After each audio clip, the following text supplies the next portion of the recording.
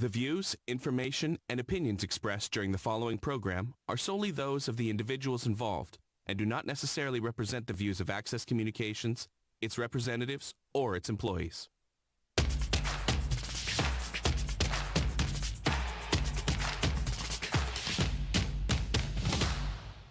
Hello and welcome to Curry Field. The Regina Red Sox and Medicine Hat Mavericks are going to be playing tonight in Western Canadian Baseball League action. I'm Ryan McNally, joined by Leo McDonald. And Leo, it's going to be a fun matchup here tonight.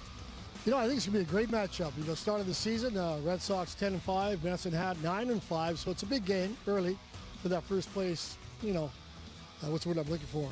Nod. But I like the matchup in terms of the pitching and the hitting. It should be really interesting tonight. It should be a good ball game. Absolutely, and two teams neck and neck in that East Division in the WCBL standings. A couple players we're looking on tonight, with this being our first AccessNow TV broadcast of Regina Red Sox baseball. One returning player, Jackson Alanis, all-star catcher last year, hoping to have a big year this year. Well, I think that's key. You know, you have a returning catcher, all-star as you mentioned. He's batting about .291 right now. Just contributes on both sides of the plate.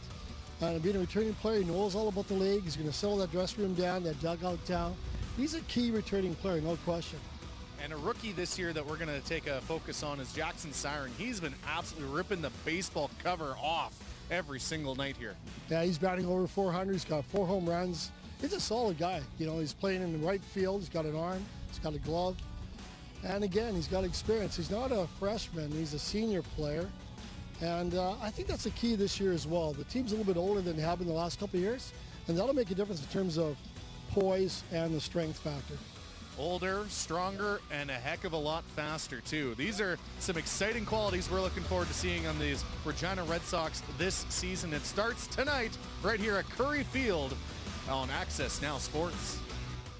The used car super sale returns to Titan Auto. Fear not.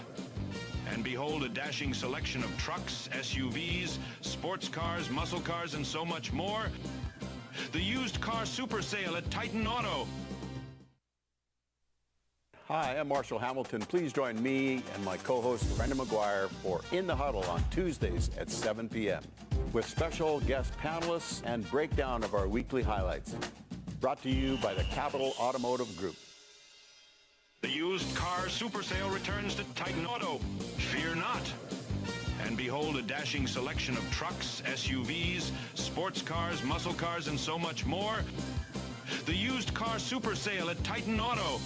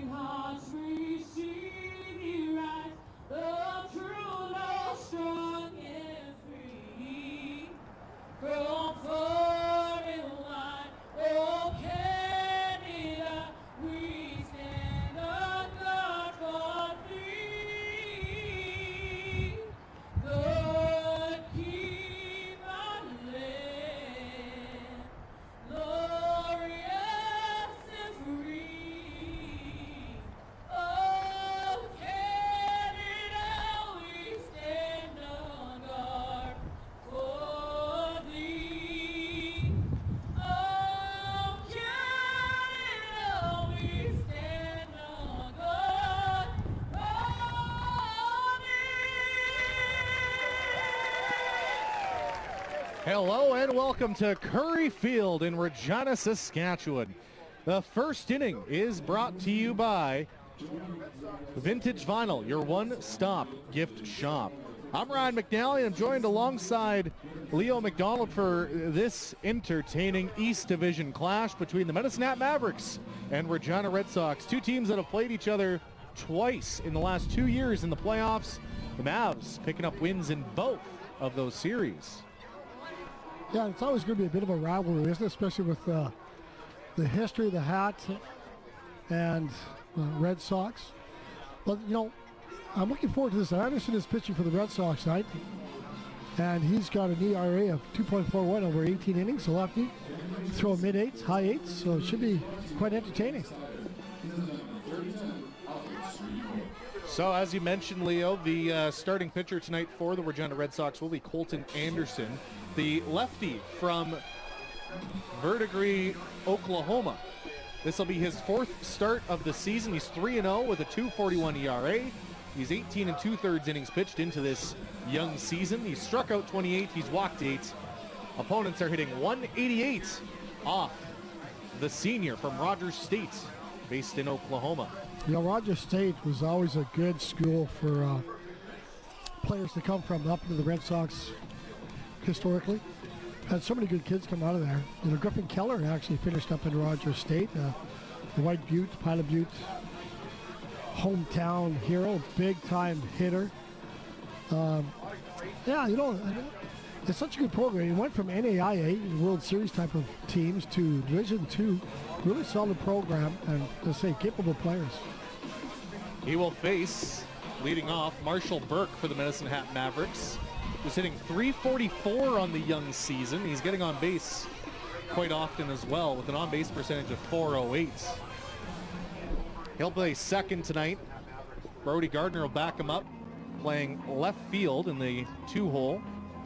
In the cleanup spot, Brady Bean playing right field tonight. He's listed as an infielder, and that's something, Leo, that these Mavs like to do a little often here, is throw a wrench into things when you're trying to game plan for not only calling a game, but also playing against these Mavericks. I'm not sure why that is, if it's related to a player quota or what that is, but yeah, it's intriguing, isn't it? We were watching the warm-ups and that.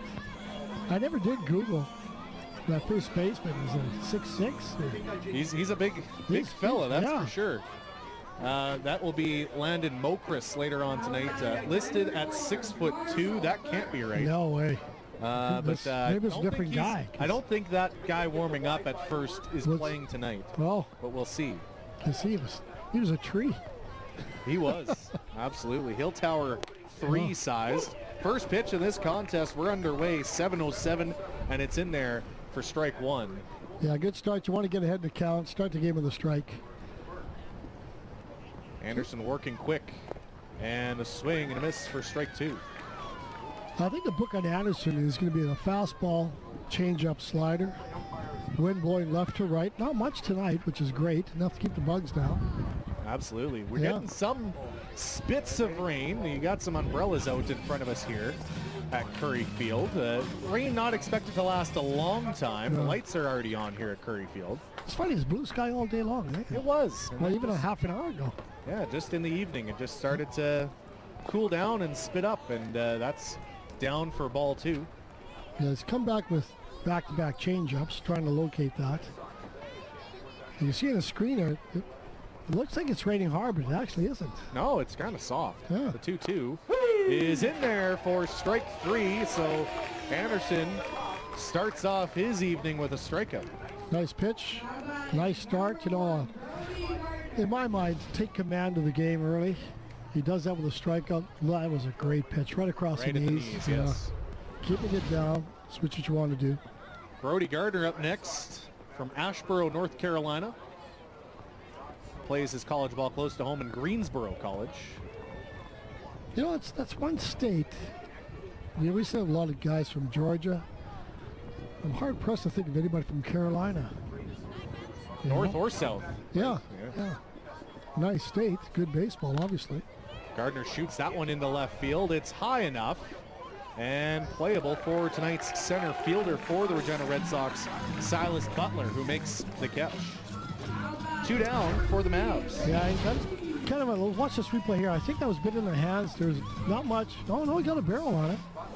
But it's certainly hung in the air into a gap, so it was a can of corn for the outfielder. Wind is blowing from left field to right, so that might have calmed that.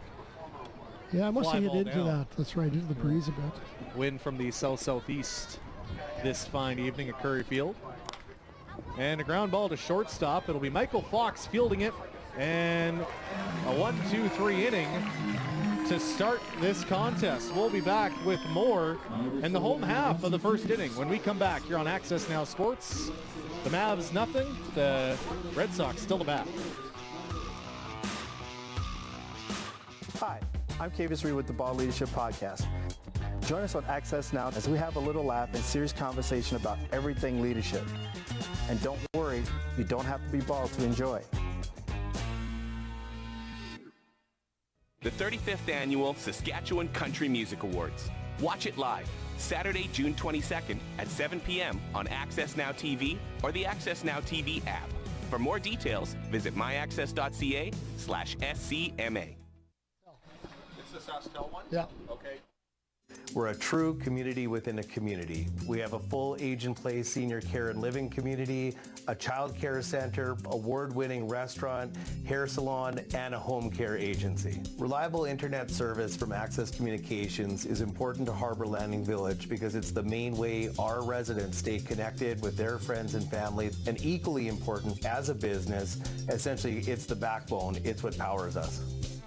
How do you get the point streak? Oh, you don't.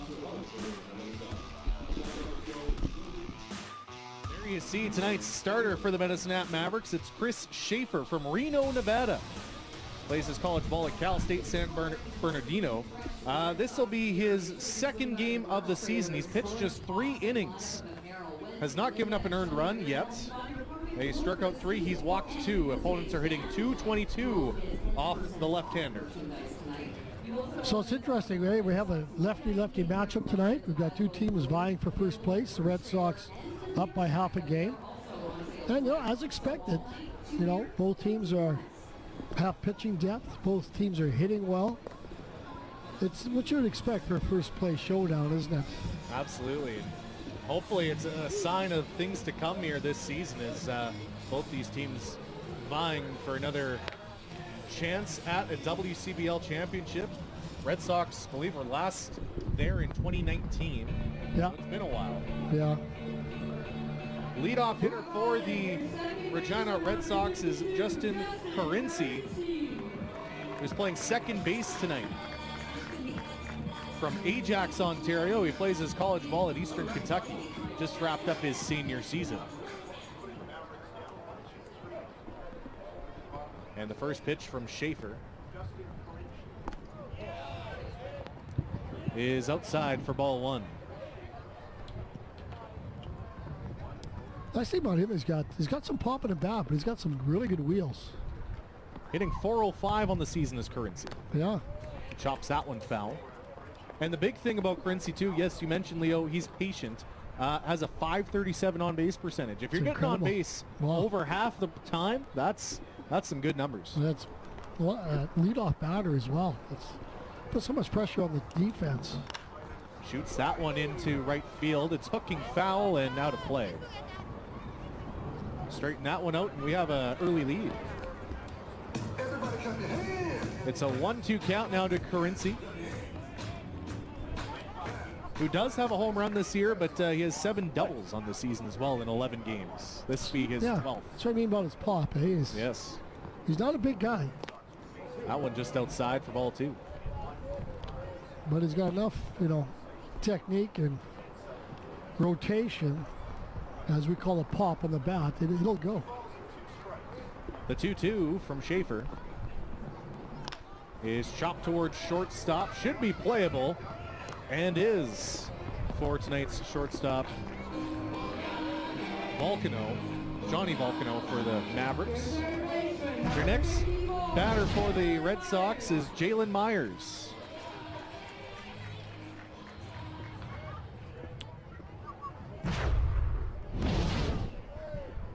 Myers from Arlington, Texas. Plays his college ball at West Texas A&M. Just finished up a junior season. Did not register any games, though, this year. He takes a pitch inside for ball 1. Myers also having an impressive start to his WCBL season, a .517 on base percentage. He looks at another one for ball 2. I was trying to follow this on point streak, and I was complaining about this the last broadcast, the webcast. I'd like following along the point streak. It's a good program, but for some reason it's been down and up for the last 10 games. Yeah.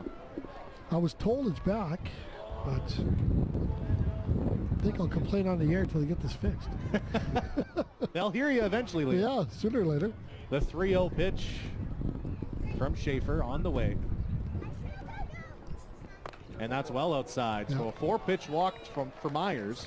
And the Red Sox have their first base runner of the game. Jackson Searing up now. Real hot start to the season for Searing, leading the team in batting average with a .421 mark and getting on base again over half the time with a .541 on base percentage. Yeah, we're talking Moneyball here, aren't we? Like, you know, you look at these stats, and it's not just about that hitting average. Shoots that one foul down the first base line. You know, you got a guy that's on base half the time. He's a threat. And whether it's a hit or a walk, and I like the walk aspect, that's showing a lot of discipline at the plate. And driving up that pitch count as well. Exactly, yeah. The 0-1, they check back to the runner Myers. No shortage of in-house entertainment here at Curry Field. Anything to get into the Mavericks' heads. Searing sees the 0-1 in there for strike 2. You're talking about Searing, like Searing, it's 4 home runs so far. He's a senior, lots of power in his bat. Had a heck of a year at Southwestern Oklahoma with 12 home runs on that 49-game season. Wow. Yeah, 12 home runs, 34 19 games. doubles, and 57 RBIs in a 49-game season. Wow, 19 doubles. That's a lot of pop. It is, yeah. His average had to be up there, too. A .356 mark in college. Yeah, not bad. That's excellent, actually. Rather check that. That's .394, even better. Wow, pushing reading 400. Pavlicek's stats. Oh. We'll see him later this evening. That's right. The 1-2. In there for strike 3. Looked inside from up here, but that's the reason why we're up here and not down there. It's like Searing agreed with that call. I think it was a try to tell him. Let's watch this replay here. I was thinking a little bit high. Oh, no, that came into the belt area. Yes. That was a nice pitch. Cody Hanna up now. He's had a strong start as well. 388 average for the South Carolina product. Red Sox with 2 outs in the first inning there. Yes, he did. Check swing. He went around. 0-1. I'm old school. I've never put one of those sliding gloves. Oh, yeah. You know? The oven mitts? Yeah. The idea is to protect the hands. Do they have a plastic edge to it, like protection-wise, or is it just padding? I think it's just padding, but a big thing more and more teams are doing is getting them extra large as Hanna gets plunked there by... That was way back close. door, that one. The thing with those sliding gloves, Leo, is a lot of teams are getting them extra large so that you have that extra little bit when you're stealing. Oh, is that right? Yes. Wow. The Yankees have done it, and my Phillies have done it too. You would think there'd be some sort of, measurement. It's almost like goalie hockey pads have to be a certain width, right? Well, and it's relatively new technology. Yeah. The Yankees started using them about 10 years ago now. Has it been 10 years? I guess. Brett Gardner was the first one I really noticed use it. Huh. Then Rajay Davis picked it up for when he was with the Jays as well. So knowing these guys, like we do, they're not doing it to protect their hands. They're trying to get an edge. They're trying to get extra stolen bases. Yeah. We mentioned it in the pregame show, Leo. This team, a little bit older, a little bit faster, and a little bit, more pop than last year's team. Yes, yeah. So if you can swipe more bags, then why not? Well, absolutely. A 2-0 count now to Angelo Franco, who's the designated hitter this evening. Franco, he's the only freshman in the lineup. He is. Yeah, and he's doing especially well. Third base. Shoots that one towards second base. Should be playable and is. So the inning is over. The Red Sox strand a couple of ducks on the pond as we move on to the second inning. Still no score here from Curry Field in North Regina on AccessNow Sports. It's easy for me to remember passwords because I use the same one for everything. What's wrong with that? Protecting your online accounts from cyber attacks starts with a strong password. Don't use easily guessable passwords and never reuse them across different accounts. Creating and remembering passwords can be difficult, but password managers can generate complex passwords and store them for you securely. Learn more at myaccess.ca/cybersecurity. Hey, this inning brought to you by Palabone's White IPA, the #1 craft beer in Saskatchewan. Ryan McNally joined by Leo McDonald for this broadcast of Regina Red Sox baseball here on AccessNow Sports. Still no score in this one, but we take a look around the league here this fine evening. Fort McMurray Giants, who have lost 3 straight, they're up 2-0 in Brooks. As we take a look at the standings there on your screen, Okotoks Dogs, of course, tops in that West Division with a 12-1 record. The Fort McMurray Giants were as high as 3rd. They've since dipped down a little bit, again, losing 3 straight this week. Other games in action, the Moose Jaw Miller Express still in the top of the first in Weyburn, up 3-0. Sylvan Lake Gulls have a 1-0 lead in Lethbridge. The Swift Current 57 still tied with the Saskatoon Berries in Speedy Creek, or Taylor Swift Current. They're trying to rename the town to convince Taylor to come to Saskatchewan. Yes. Wow. And then the Edmonton Prospects, Okotoks Dogs, so that game tied at 0, heading into the bottom of the first. Taylor Swift Current. Yes. That's pretty good. When they start that last week or what? To my knowledge, yes, just this week here. Yep. To my knowledge, Taylor Swift's only been in Saskatchewan once. It was in Craven Country Jamboree 2009. Really? Friday night headliner. And that was when the lineup was just incredible because George Strait was the Sunday night headliner at Craven that year. It was a tremendous lineup. Yeah, Craven's done really well over the years, eh? Oh, yes. Got a rabbit in left center field jaunting around as we take a look at ball 1 to Jordan Phillips, the Houston, Texas product. Anderson's next pitch is outside for ball 2.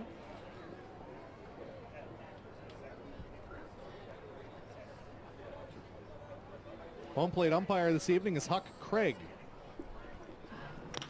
Mentioned Phillips, he's batting .328. He just improved his average right there. Left-hander. Shoots that one in the gap between third and short for a hit. And now it'll be Nick Thibodeau. No, you're talking about batting averages. Thibodeau, again, not a big guy, eh? No. He's batting .397 with 5 doubles and 4 home runs. He takes a look at strike 1. Rain's picking up again here. It did calm down during the commercial break. They're going to check their weight on Thibodeau. Like they've got him down at 6 foot. I don't know. Shoots another one between short and third, so there'll be runners on first and second with nobody gone here. Now that's the batting gods there, because he rolled over in that ball completely, but he found the hole. He hit it hard enough. You watch his top swing past third in between short. You know, but the 5-6 hole there. And, you know, a foot either way, and it's an out. So now Anderson sitting in a bit of trouble here. The Warman product, Tyler Venesti, is up. But, you know, they're the heart of the order because he's batting .423. Venesti and, man, a lot of contact. 1 double, 1 triple, 1 home run, but .423 and 52 at bats. So, obviously an effective player. And also another guy getting on base as well. Yeah. .531 on base percentage. Is that right? Venesti so far this season. Yeah, you know, compare the stats of these two clubs. There's so many similarities. A lot of guys that, again, just work on getting on base, right? And yeah. Well, again, they're team guys. yeah. Runs in volume.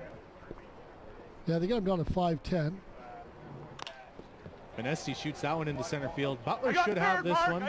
And he makes the catch. Great the throw. throw over to third is an absolute seed. Holds the runner at second base. Nice throw. You know, it was a throw he didn't need to make. He knew it, but I think he was just showing off his arm so that Madison happened to have second thoughts about taking off. And not a bad thing to do. As you watch this here, out of control. He throws a strike. Oh, yes. Up next is a bit of a sleeping dragon for the Medicine Hat Mavericks this year. Landon Mokris having a tough start to the season. This will be his 11th game. Has an 0.91 average. But in college play at Greensville University in Illinois, a 4.21 average, 19 home runs, 67 RBI. Wow. So again, a sleeping dragon for the he's certainly having a slow start, isn't the he? Mavericks, yes. He's a senior as well. Well, there's an adjustment, obviously. Playing in a new country. Yeah. 6'2" senior. Gets Yeah, I believe the piece of that 6'2". He's got some size to him, all right. Yes. And definitely, you know, this probably looks about 210 to me. He's a big dude. That's another thing the Mavericks don't do is list the weights of their players. No. And the Red Sox do. Mokris shoots that one between first and second base. That will likely score a run, as the first run of this game is in. Jordan Phillips cashes in, and then the runner advances from first to third. So runners on the corners with just one gone. Yeah, you know, that was just again, a well-placed ground ball to the 3-4 hole. Up next now is Johnny Volcano from Cloverdale, BC. Finished up his junior season at Ottawa University. Yeah, you see more and more Canadians Yes. stay in the country to play ball. Well, Ottawa University is in Kansas. True. Yes. Yeah, 'cause I don't think there's an Ottawa program, is there? Oh, there might be in the Ontario League. There might be a Ontario? a U of O league, yeah. Yeah, I'll have to look at that. But still, on that note, train of thought, you know, with the dollar, the exchange, they come out of COVID, things are starting to turn around again. People are starting to go back, but recently more are staying. Volcano swings at the 2-0. It's a 2-1 count. But yeah, you're right. Xander Udi Sanger stays home. Yeah. Plays with Yep. Okanagan College. Okanagan, right? Calgary, Victoria, all those programs out west, which are, Yeah. to me, it's a good alternative. Lethbridge, of course, has always been a good program. They produce their share of drafted players. That we wanted the Lethbridge moving to D1 or something. Swing and a miss for strike two. That fills the count. Yeah, see, Volcano, he's batting. His numbers are really good as well. Had a good season last year with the Mavericks as well. The 3-2. In there for strike three. Got him looking. Yeah.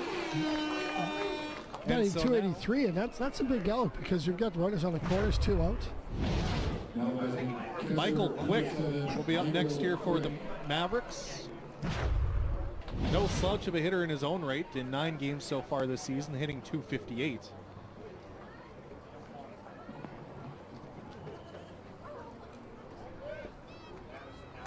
So lefty on lefty matchup here. Yes. Defense normal position.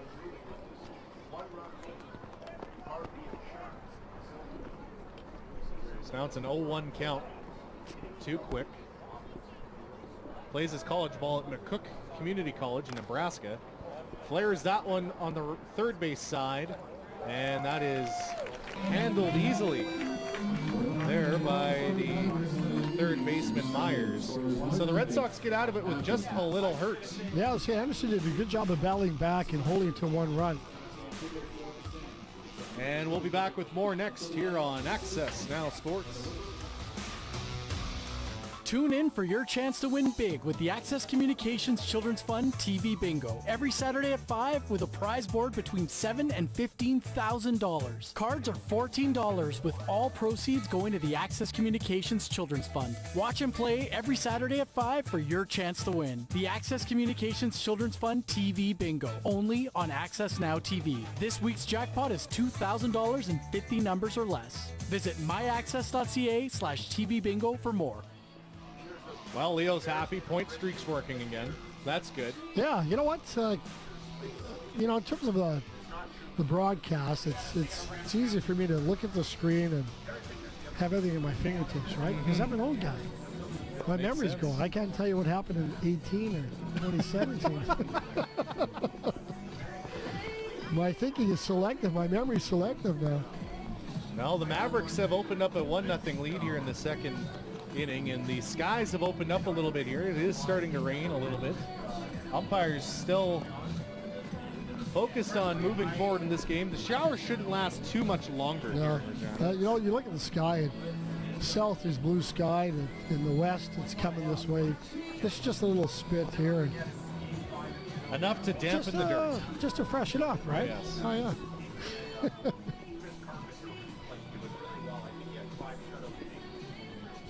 Chris Schaefer escaped some traffic in that first inning, so we'll see if the Red Sox are able to get more ducks on the pond here in inning number 2.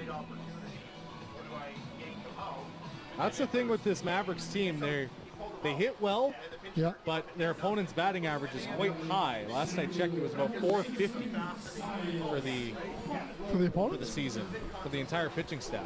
Oh, really? Yeah, I talked about a little spit. Now it's coming down pretty hard. Yes. They might stop this for 5 minutes. We got the fans ducking underneath the bleachers. Well, Silas Butler will at least start his at-bat against Schaefer. And he looks at ball 1.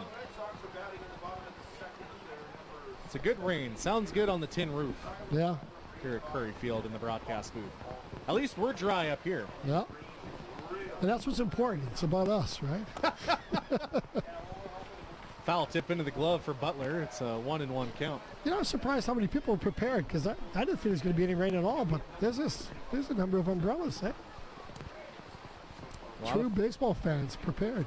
Well, in a lot of games this season have seen a bit of a shot of rain as well. Yeah. Right? Lots of wind. It's been kind of a lip biter in terms of, man, let's get to the nice weather already. The 1-2 nice in there pitch for again. strike 3.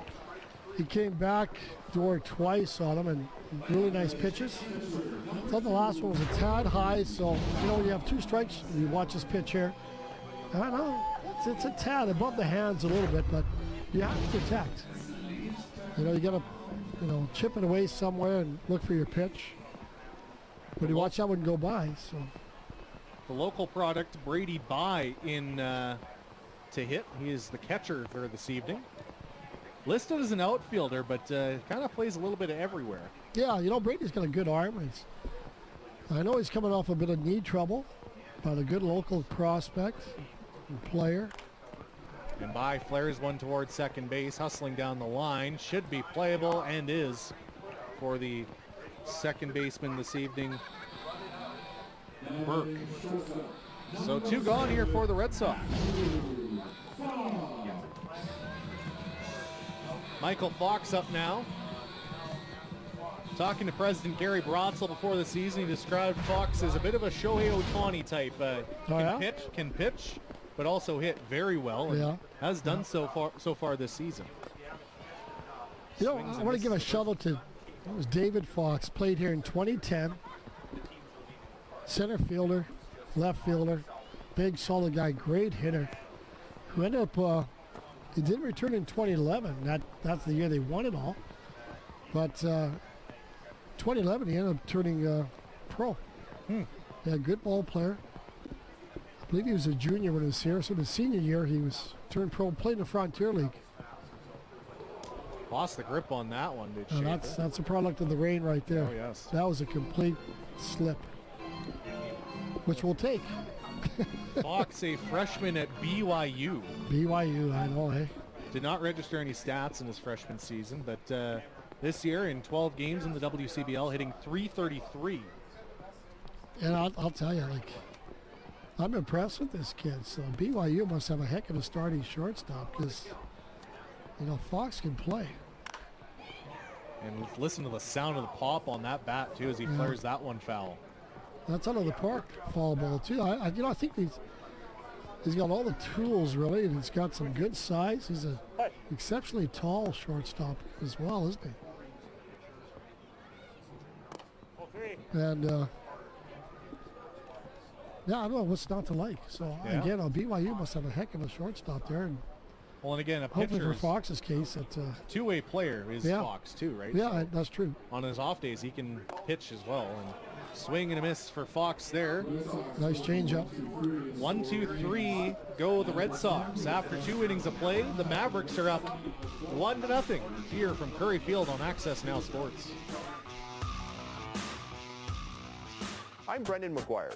Join me and my co-host Marshall Hamilton every Tuesday at 7 p.m. for In the Huddle, with special guest panelists and a weekly breakdown of the Saskatchewan Roughriders. Catch us on AccessNow TV and the AccessNow app. It's truck time at Capital Ford in Regina. For a limited time, get rates as low as 0% OAC on a huge selection of Ford F-150s, including the all-new Lightning. Capital Ford in Regina. The 35th Annual Saskatchewan Country Music Awards. Watch it live, Saturday, June 22nd at 7 p.m. on AccessNow TV or the AccessNow TV app. For more details, visit myaccess.ca/SCMA. Hi, I'm Colin Fuller with the Ball Leadership Podcast. Listen and laugh as we learn from leaders making impact in Saskatchewan. Watch on AccessNow TV. And don't worry, you don't have to be bald to enjoy it. The #1 mascot in the WCBL, Slider, hanging out with the fans here tonight at Curry Field. I'll tell you, Mitch's son, Henry, my grandson, he's 3 now. And I spent last summer chasing Henry around. He loves Slider. Loves any mascot, actually, but he really likes Slider. That's a fantastic addition to the Red Sox organization. Slider does a wonderful job with the kids. And, with the crowd in general. Absolutely. Yeah. All about making the night a fun one for all fans, right? It's even now. The kids go walking up to him, high-fiving him. It's so much fun to see. Kids are great. So Marshall Burke up for the Mavericks for his second at-bat of the night. He struck out in his first plate appearance back in the first inning. And he looks at strike one from Anderson. Yeah, I'm not sure if he did like that or had his eyes in the sky. That one bounces away from By. Leo, I got to ask. Yep. What do you think about no pitch clock here in the WCBL? No pitch clock? No pitch clock. I like it. Yeah? Well, I see the merit in the pitch clock. You would hope that these guys just pitch already. Let's play. Yeah. And that's the whole point of it. I think the nice thing about the pitch clock is at the other levels, it's a reminder to the guys that pace is important. Because let's face it, pitchers will do things like slow it down to a yawner. Yeah. Trying to get into the batter's head, trying to freeze them like a place kicker and all those timeouts they do. But so far from what I see in the Western Canadian Baseball League, it hasn't been a factor. It's a good pace to the games. Well, and Anderson's pace so far tonight has been fairly well. Yeah, both of them actually. They're pitching well, a reasonable pace, Not quite Mark Burley-esque, if you remember him. He used to catch the ball, get set, and throw it. He wouldn't really even wait for a signal. Well, to me, and if you look at the other side of it, I would think as a pitcher, that's a bit of an advantage. Yeah. I'm working that batter hard and quick. I haven't got time or he hasn't got time to run through things through his mind, because here comes a pitch. What I like most I would work fast if I was a pitcher. What I like most about the pitch clock era right now, Leo, is the batter only gets one timeout per at bat. That's probably my favorite part because, again, if you're working quick, like Anderson here, you can only stop him once. See, I don't mind that. You know, to me, that could be a standard rule. Like, why would a batter get all these timeouts? Exactly. Yeah. Because, you know, the batter will play the same game, right? Yeah. So that's an easy thing to implement. Fires that one towards second base. Does Gardner, and a quick out there for the Red Sox. Quickly 2 away in this third inning.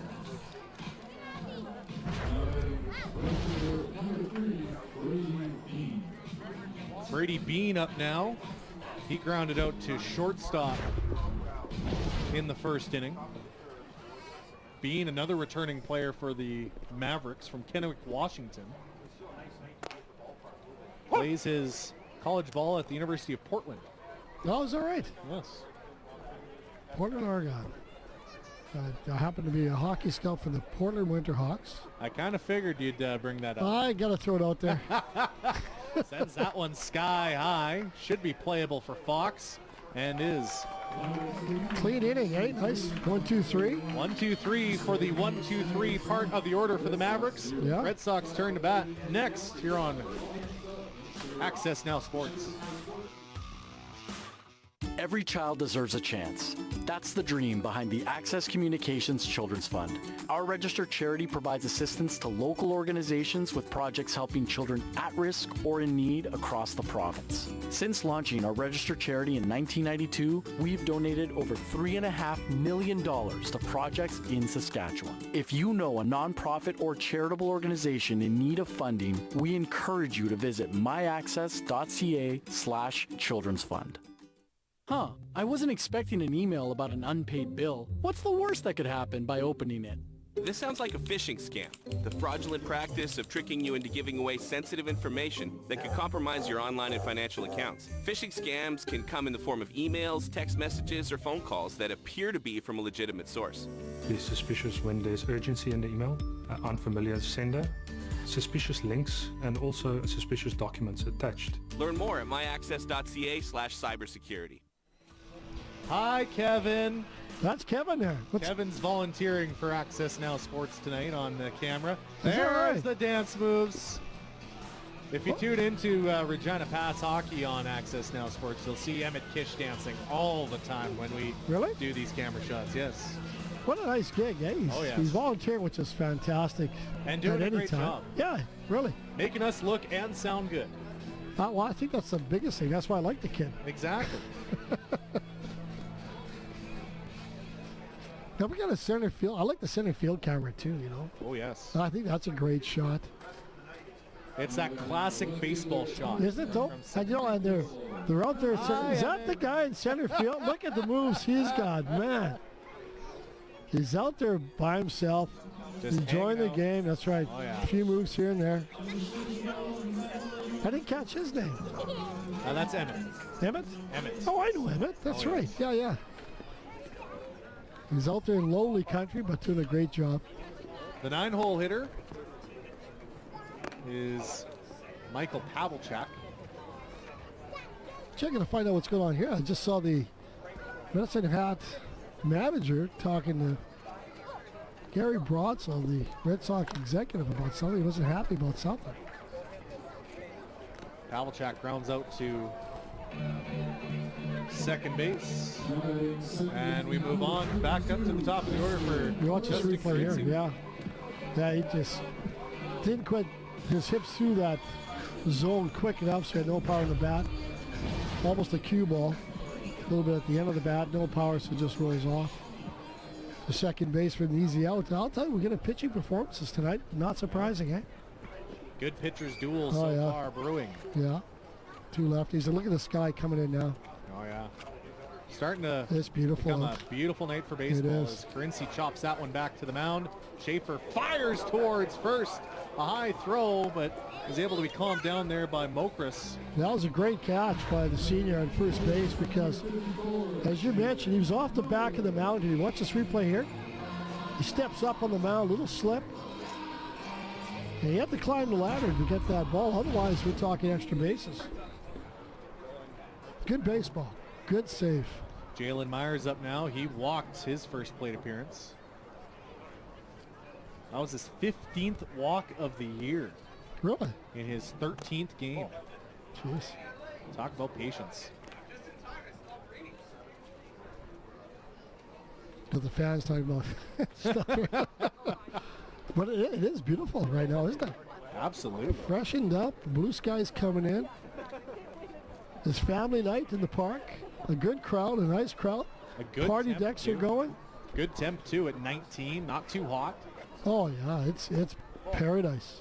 No bugs.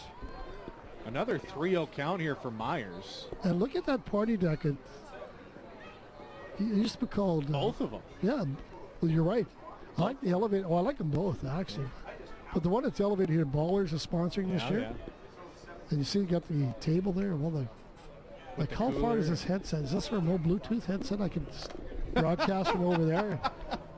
Join the party over there. Yeah. Unfortunately, Leo, you got to stick with me. Well, that'll be fine, too. There you see the... But I could be over there telling stories from the 60s. Like, she would believe me, too. So. Another called strike there to fill the count. Both of those pitches looked a shade on the outside corner to me, but Myers with a quick word to... What's a good one to let go, though, right? So yeah. Now he's protecting here. And chops that one into the outfield for a knock. A knock, yeah. Yeah, solid base hit, 2 outs. Put some pressure on the pitcher. Jackson Searing up now. He struck out his first plate appearance, playing right field tonight. Just gave a high five to this kid who's running. What's this guy doing? Who is this guy? My point streak is out again, so I'm unhappy. Schaefer needs a new baseball, so he's unhappy. No, I've always mentioned this. I don't know what was wrong with the ball. Maybe it was wet. But sometimes they flip over a scuffed ball. Yeah. To me, as a pitcher, why the heck would you do that? Because the scuffed ball is really going to move. You know? Searing hacks that one back to the screen. You Yeah, know, you're right. that's why they take a nail file to it or anything. Put their nails into it. They're trying to scuff it so that, you know, how these edges up, air takes it, gets it more movement, more spin. I've never understood that, why they do that. Maybe it's more fun to stick their hand in their pocket and sneak a file. The Elmer's glue in the back pocket. Yeah. Searing chops that one foul down the third base line. Good pitch and change up, had him reaching on that and rolled over on that ball. See right here, so the third base is deep enough to protect that line as well. So I think that it would have been a long play, but a makeable play. Infield playing deep. Mm-hmm. Yeah, the middle's out. Yeah. The 0-2, they throw back to first base. Very concerned about Myers on the base paths. He does have 2 steals on the season. And swiped that towards third. A quick bobble, but a throw over to first is in time as Mokris makes the reach. Yeah, a little stretch there, but he got the pick. So after 3 innings of play, the Mavericks are still up 1-0 here from Curry Field on AccessNow Sports. Tune in for your chance to win big with the Access Communications Children's Fund TV Bingo every Saturday at 5 with a prize board between $7,000 and $15,000. Cards are $14 with all proceeds going to the Access Communications Children's Fund. Watch and play every Saturday at 5 for your chance to win. The Access Communications Children's Fund TV Bingo only on AccessNow TV. This week's jackpot is $2,000 and 50 numbers or less. Visit myaccess.ca/TV Bingo for more. The 4th inning is brought to you by Pile of Bones White IPA, the #1 craft beer in Saskatchewan. Ryan McNally joined alongside Leo McDonald. And Leo, we got some kart racing going on the field. You know what? I think that's unique to baseball, is that all these little things they do, these little gimmicks, makes it so much fun. I know I say this all the time, and I truly believe it and enjoy it. Like, the ballpark is so much fun. And it's family day. Look at all these people out here. Yeah. Kids are having a blast racing around. We're out here visiting. Before the broadcast, I spent a half hour just running to people I know and catching up, chatting. It's the best. And they know who I am. Of course. You do the games on TV. Oh, that's what it is. Yeah. And you talk golf on TV. Oh, golf. You know what? I was telling a buddy of mine, I scout hockey in the winter time. I used to coach baseball, of course. I do the broadcasts here. I've got the golf show on TV. He says, man, you got it great. And I do. It's so much fun to do all these things, and the broadcasts and the golf show. Birdies and Bogeys, by the way. And we're doing the first episode, I think, for season 3 comes out next week, I believe. And I have exciting news. The first episode is out of Melbourne, Australia. Ooh. Yeah, really fun. We're going international. Yeah, it's a really good broadcast. Looking forward to seeing that here on fun Access episode. TV. Yeah. We head to the 4th inning as Anderson throws the 1-0. It's grounded to second base. In time is the throw. Is it pronounced Carinci? I'll tell you. It is Carinci. Carinci, if you watch this replay, he reads out well. He gets on his horse and got to that ball, backhand play, and made a good throw. That was not an easy play, because I thought off the bat that was a hard hit. No wasted steps. No, that's what I like about it. He really read it well. Good defense. Nick Thibodeau up next. He singled, was stranded on third base back in the second inning. He looks at ball 1. Anderson, the 1-0, in there for strike 1.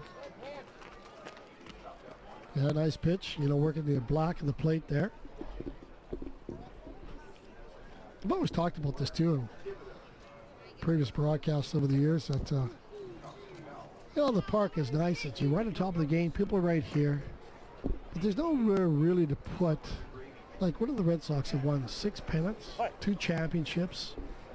And I've said this a million times to myself anyway, that the only Triple Crown players in league history, 3 of them, all Regina Red Sox. Oh.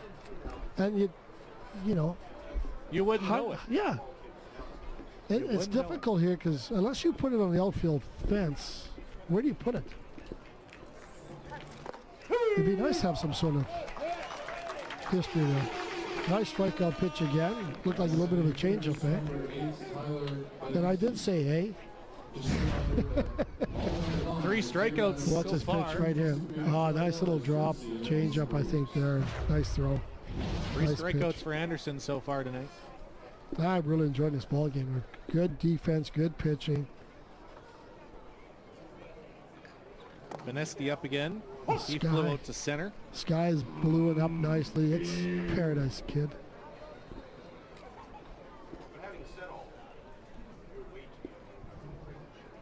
Anderson shakes off a couple of calls before the 0-1 is chopped back into the screen. 0-2. Oh man, I need a beer.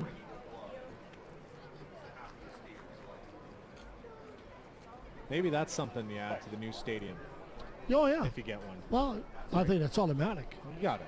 Like, you have to have some, like a concourse area where you walk to your seats and you can see the Wall of Fame or the history of the Sox. Nice out, nice clean inning again by Anderson and his defense. That's his Wow, we got a third- ball game, eh? His third 1-2-3 inning of the night. Yeah. But the Mavericks still lead it 1-0 here on Access Now Sports.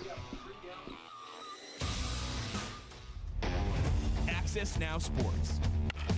Friday, June 28th, 7 p.m. Saskatoon Berries. Regina Red Sox.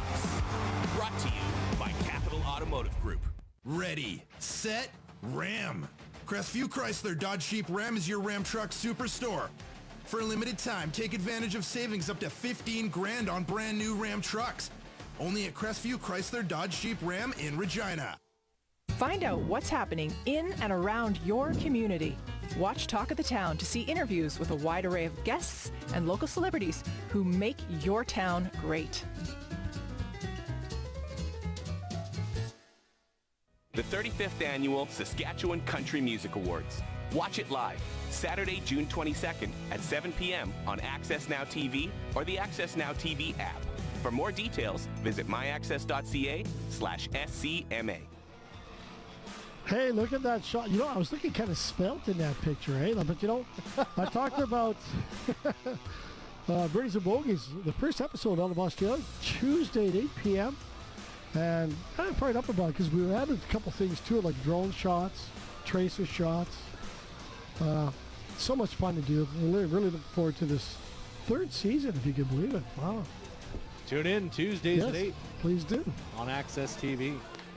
Until then, how about the gem here from Chris Schaefer for the Medicine Hat Mavericks? He's pitched very well so far for the Mavs. He's struck out 3 batters. Second time around, though, for the Regina Red Sox. Cody Hanna up now. He was hit by a pitch back in the first inning. Hannah's got, you know, what's his size officially? Like, he looks about 6'4", 6'2". 210. Oh, 6'4". Wow. 6'4", 210. Yeah, he's up there. From Hemingway, South Carolina. You mentioned, Leo, earlier not a lot of Carolinians in the Red Sox lineup over the years. No. But Hanna is one of them as he grounds up to short. Well, you know, it's always nice to see. You know, sometimes you get into a really good program or an area where coaches really want to send players this way. You see the replay there for the out. Just kind of pitch in the hands, great pitch. Like I remember, my memory, we out of Houston, the Melville Hall of Famer baseball. Terry Poole? No. Terry Poole's, yeah. Oh, yeah? And he was coaching in the Houston NAIA program. Sent us a bunch of pitchers, great pitchers. One guy was drafted back in 2010, 11, and 12. And then we had a great run of Georgia players, Oklahoma. Franco chops that one towards short. Quick play there. Throw tag. pulls him off the bag, but the tag is what gets Franco. So what I'm saying is that, you know, coaches in the university college programs are confident enough that they know their players are going to get a good workout and treated well here. They'll send them here. You know, it was a nice little play on that one hopper, really. Slow roller. And face good competition, too, right? Well, Like, that's exactly right. You get these bats. guys tuned up. We've had so many guys in the league that have been senior signs and turned pro. You know, you're in front of great crowds tonight. We're pushing 1,000. You know, what's not to like? You're treated like a pro here. I remember when the boys played, they always talked about, you know, you have batting practice and you got a bit of a crowd. It's a day-to-day routines. You felt like you're playing pro ball. You're treated like pros. It was just fun to be here. And you know things will go right when the players keep coming back. Yes. Well, Jackson Alanese, who's not in the lineup right? tonight, he's this is his 3rd year back with the team. Yeah, that says a lot. And it's always been that way. It says a lot about the organization, too, and the effort they put into it. But, man, I just, you know, love the league, love the opportunity to sit here and watch. And it doesn't matter Division where I baseball. Doesn't matter where you're from, Leo, as we've seen a lot of international players here too, right? I mean, had you know, Japanese player, Australian players as well coming over to play in this league. Butler taking all the way on the 3-0 count. Looks at strike one. Hawaiians. Yeah. Yeah. Yeah. Well, they should be called Americans, I guess. One of Puerto the 50 Ricans. states, I guess. Yeah, yeah. Well, they are, yeah. I'm Towards just right having fun. field. That hits the grass on the foul side territory. That grass is like waist high in those kids. But they're out there, fighting the mosquitoes and chasing baseballs. The Red Sox have hit 3 out that way. Yeah. Well, it's a toonie. It's a toonie for a ball, too, isn't it? Yeah. So it's a business for these kids. Reminds me of Munster Red Sox baseball. Munster, great program. Yes, when I was working up in Humboldt. Oh yeah. In 2016, I'd try and hurry and finish my weekend shift so I could watch the doubleheader on the Saturday and the doubleheader on the Sunday, and try and get to those games, because that was the year that they finished third in the country. Munster, yes. Oh, sorry. They got the bronze at the Nationals. The bronze at Nationals. They, they've always produced, at one time, and they're back at it again. They'll have a AAA program, 18U, and a AA program. And the one year they won both. Yeah. It's for a small area, small town. Chad Hoffman, who's, to me, the architect of that program, is just a remarkable job. And his son was drafted and played. Logan Hoffman. Saw him play a bunch. Yeah, I did too. I coached against him. And great pitcher. Unfortunately, he got drafted, signed, had a great college, university career. Same old story where they tweaked around with his mechanics as a pitcher. I'm thinking, why? He went from a high prospect to now he's playing the Quebec League. Well, it's not the Quebec League. What do they call the league now? He's playing out of Quebec. I think out of Quebec City. It's a really good league. Independent pro. Hoping to come back and get signed by a major league program again, but the latest, pro out of Saskatchewan, out of Munster, just say. As a matter of fact, who's that kid that was? I liked him too. Oh, pick off here. And the throw is in time. They almost made it, actually. Yeah. Butler gets caught stealing. Yeah. And so that will wrap things up here for the fourth inning, as Brady Bye will get another chance to start the fifth inning here on Access Now Sports. I'm Brendan McGuire. Join me and my co-host Marshall Hamilton every Tuesday at 7 p.m. for In the Huddle, with special guest panelists and a weekly breakdown of the Saskatchewan Roughriders. Catch us on AccessNow TV and the AccessNow app. It's truck time at Capital Ford in Regina. For a limited time, get rates as low as 0% OAC on a huge selection of Ford F-150s, including the all-new Lightning. Capital Ford in Regina. Fifth inning brought to you by Vintage Vinyl, your one-stop gift shop. Ryan McNally joined alongside Leo McDonald here at Curry Field. The hometown Red Sox trailing 1-0 to the visiting Medicine Hat Mavericks, and a good pitcher's duel here so far. Is it ever? We got a clean inning. We're in the fifth already. We've had four and a half, of clean innings. Yeah. It's just been really solid baseball and enjoyable. There's a look at the pickoff. I was going to mention too, it's not only just, I guess that's good pitching, right? So you got a left-hander, held his runner, picked them off. That's the advantage of a lefty facing first base.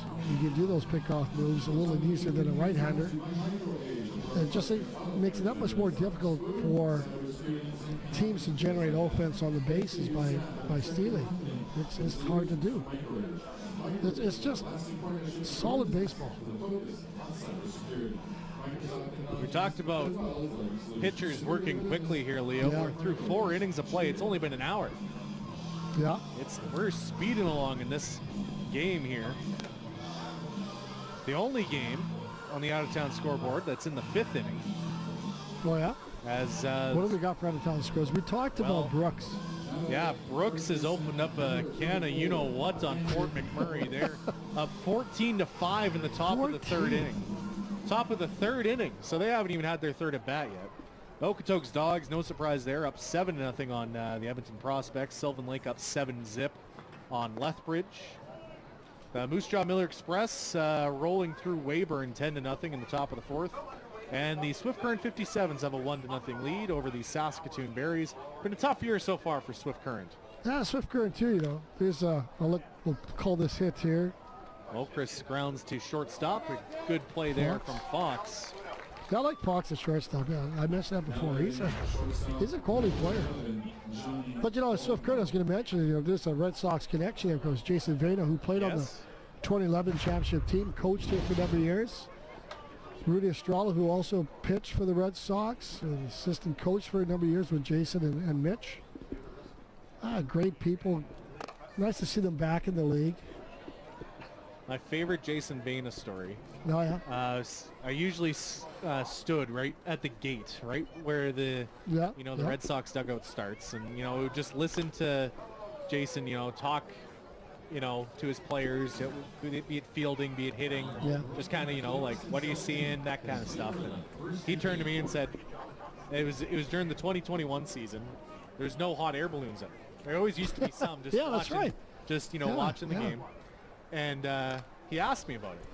Hey, there's no hot air balloons. What's that all about? He's like, I don't know. Just no one's booking them anymore, I guess. I don't know. And so he said that he used to tell his players that they used to have hot air balloons out there so they could catch his home runs. Because he used to hit them that high. I guess. Well, as you know, Jason's not a big guy. No. But again, he was like that Boston guy, a bit of a longer bat. And, Jason Vena, he was part of that story I wrote in the book. In Okotoks in 2011, the home run. That one's flared to right field, and that will bounce off the wall. And the throw in to second is not in time. So one out double there. Yeah, he slapped that to the right side inside the chalk, and off the wall for stand-up double. So 1 out. But back to Vena quickly, like in 2011 there in Okotoks, first championship season, he hit a home run that the umpires lost sight of. And it was inside the foul pole. So he's rounding second base, just in a home run trot. All of a sudden the ball comes flying in, and he's at a rundown between second and third. Everybody's, where the heck did this ball come from? And I think they denied, but it turns out I think it came from the bullpen out there. Oh, yeah. Yeah. They almost got away with it, but that was a key home run by Jason Vena, too, for that championship victory, the first rings for the Red Sox. I'll tell you, after that, I'll throw this in quick, they partied in Okotoks that night, all night long. But it was a really subdued, quiet. I wasn't there. I was there at the game and all that, and post-game meal. But I remember Mitch and Jeff telling me, like, they just sat around telling stories about how the season went. It was very subdued, but nobody wanted to leave. It was really a great story. That one's fouled into the screen, a 2-2 count. Volcano has the first extra base hit of the game with that one out double. Yeah, he hit the spot there. It's, as I mentioned, just about, I'll say 10 yards inside the chalk off the wall. And it took a strange hop there on C-ring. Yeah. Hit the bottom of the wall, so it popped. That one's flared into left field. Charging after it is King, and they collide. The throw towards third base is not in time, as Quick able to advance to second base. Now that's a mistake here, I think, by Pavlicek, because that's a flare. I think he was in close enough. I see that replay. He should be waving off Fox because he's running straight into the ball. You watch this replay. Fox is backpedaling and he's looking for an over-the-shoulder catch. And yeah, see, Pavlicek was there. He should be calling that and waving Fox off. So one out jam here for Anderson as he throws a strike to Burke. Now, like any game, this is a game of mistakes, isn't it? Here's a boo-boo. And now Medicine Hat, with runners on second and third, have a chance, can score 2 on a hit. Burke is 0 for 2. And he shoots that one into right field. That'll score at least 1. The runner held up at third, so runners on the corners with 1 gone here in this 5th inning. No, it's a good hold by the coach because Searing's got a good arm. There's a shallow hit in right field. He's going to get that ball in quick, as you see this replay here. But a good piece of hitting, an off-post shot to right side, which allows for the easy score from third base. Going to get a mound visit here with 1 gone here in the 5th. I think it's just a momentum breaker here, this approach, because Anderson's pitched so well. Just get in there, settle things down, have a chat. Try to minimize this, right, and get out of this. No action in that Red Sox bullpen down the right field line. No, I think his pitch count is quite good. It doesn't show right here like I'm hoping that was going to show on. Well, actually, it does show. What am I talking about? 1.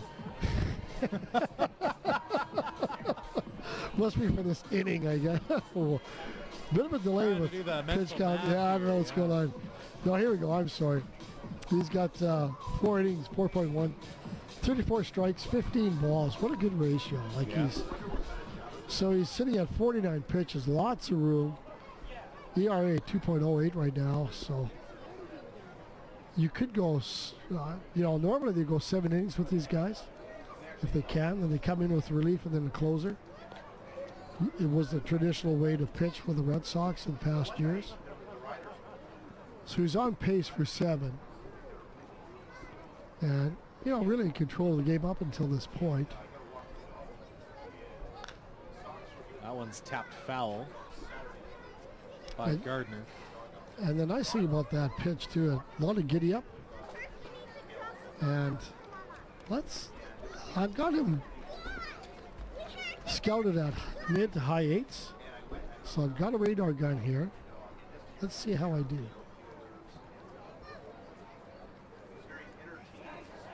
Throw back to first to hold the runner Burke at first. Gardner 0 for 2 on the night. He's flew out to center. He's grounded to second. The 1-1. That one's chopped back to the screen, foul.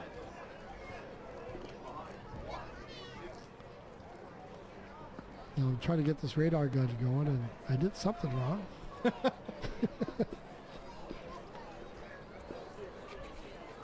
The 1-2 count. Anderson set. They'll check back to the runner at first. Trying to keep that runner at first to keep the double play in order.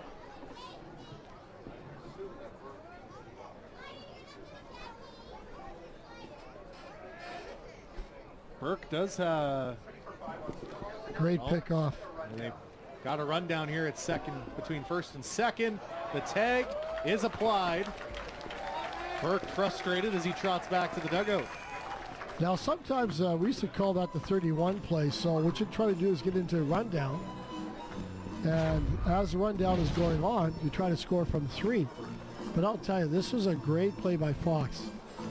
He runs it back to first, has a peek at 3 to hold the runner, and got the out. That was solid, well executed.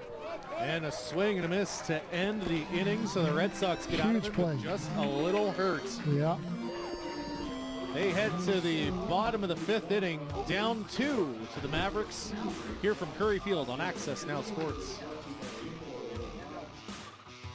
It's easy for me to remember passwords because I use the same one for everything. What's wrong with that?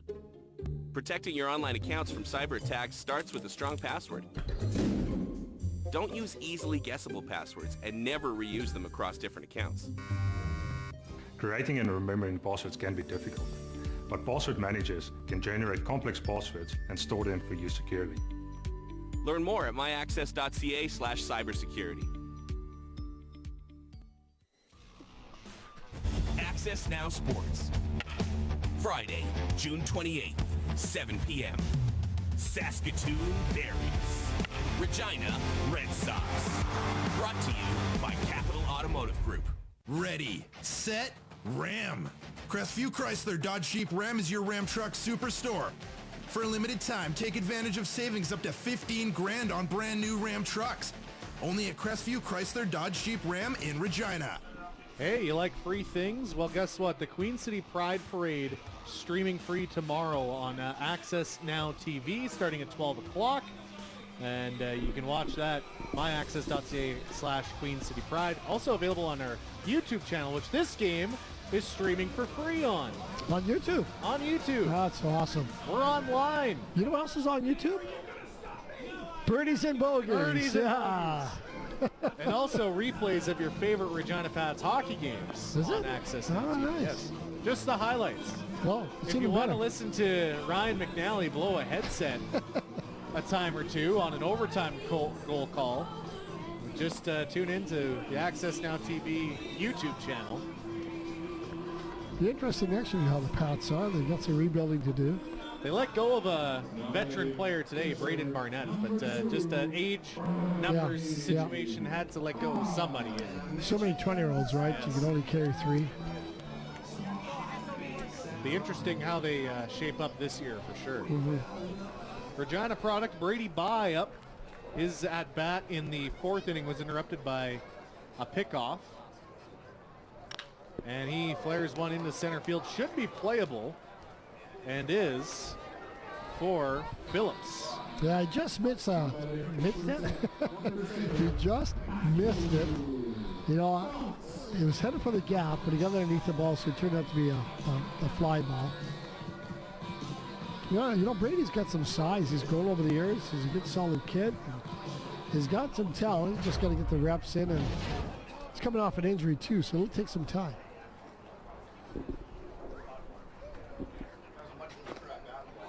Matthew Fox up again. Talk about local kids. Oh, there's some good local kids that will be getting the lineup soon. There's no question about that. And as the years go by, they'll be coming some good local starters. Jackson Martin coming to my mind. Oh, the throw pulled him off the bag. I imagine that'll be an E6. Now, here's something we always talked about. What happened there was Volcano took the extra steps. He's firing a rocket. You watch this. There's 1, 2, 3, 4, 5 steps. And now he's got to throw a strike. As opposed to catching the ball, releasing the ball. You can take a lot off of it and have an easy out. But every step you take as a defender is basically 2 to 3 for the runner.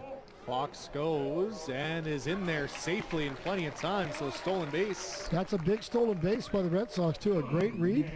Now you have a runner in scoring position with 1 out. A hit could score a run. 5th steal of the season for Fox. As Pavelchak is up, he grounded to second base his first time up. Now being a lefty, they're going to pitch him on the outside, so he can't pull the ball. That'll hold the runner. And there it is. Checked his swing. They appeal down to 3rd. Now Pavelchuk here is sitting here, you know, with 2-0. They got to come to him 3 times. So here's where the discipline comes in. Look for your pitch. You don't have to hit it out of the park. But something getting hit, square up, and hopefully score that run, or at least advance him. Down again, low. Good discipline. You're up 3-0. Even now, I'm thinking 1 out. You might have the green light. If it's down the belt, if you can turn on it, why not? A lot of outfield grass to hit. Yeah, exactly.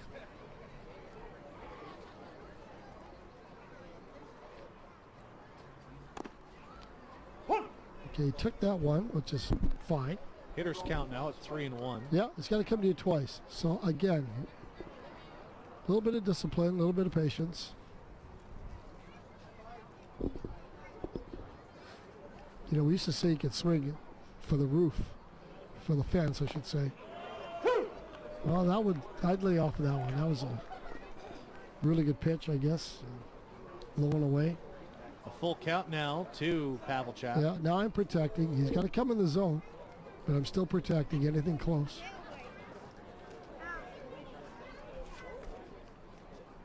The 3-2. Good hack there to good swing. Keep the count alive. So I was saying, you know, we used to say, you know, you take 2 real good hacks at it. Go for the fence if you want, but after that, you're looking base hit. Cesar Rodriguez is warming up in the Mavericks bullpen. There's a baseball name, eh? Yes. In called him on the swing. There's a strike anyway. And you heard the umpire. It was a strike anyway. Yeah, I heard him say yes, he did. Watch this replay here.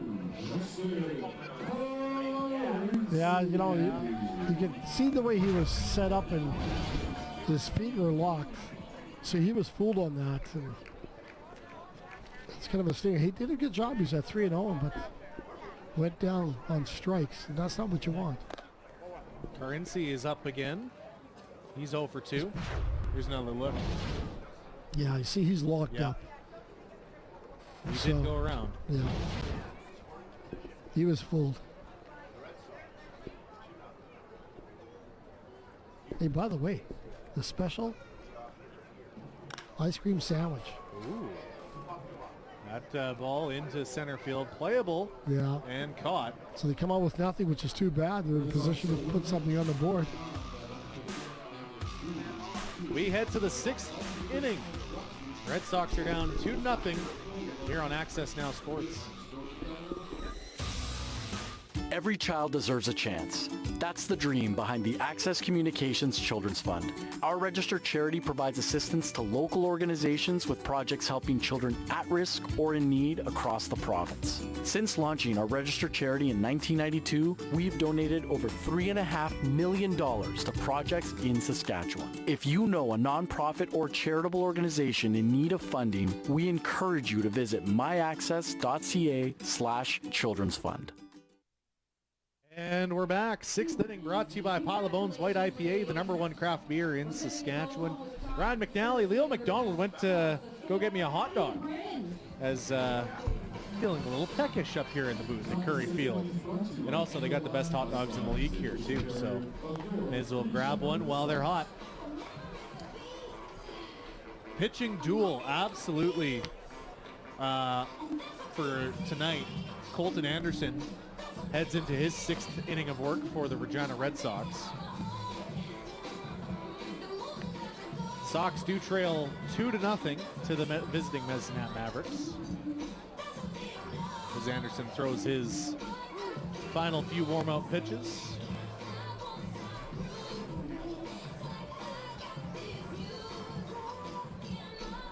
It'll be Brady Bean to lead things off, the 3-hole hitter for the Red Sox, or for the Mavericks rather.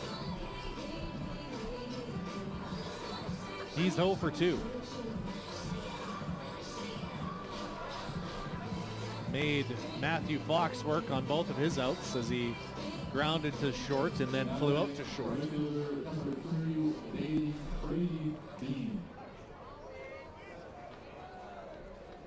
So the first pitch of the 6th inning from Anderson is taken outside for a ball. Red Sox have not had a runner past second base in this game, as that one's fouled back into the screen. It's a 1-1 count.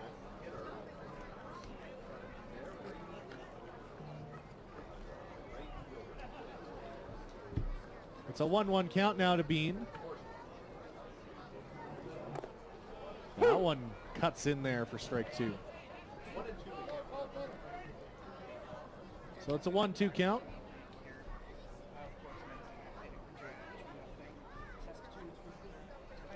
The 1-2 just outside.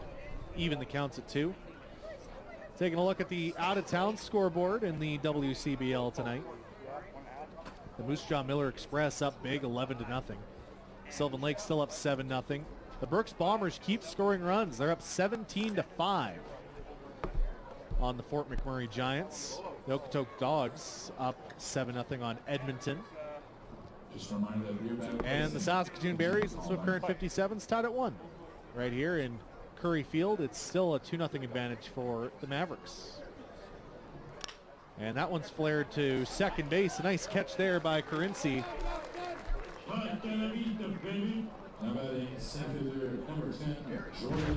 Jordan Phillips up next here for the Mavs. Nice play there by the second baseman.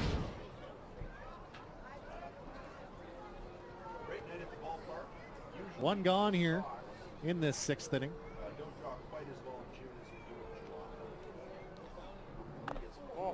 That one just outside.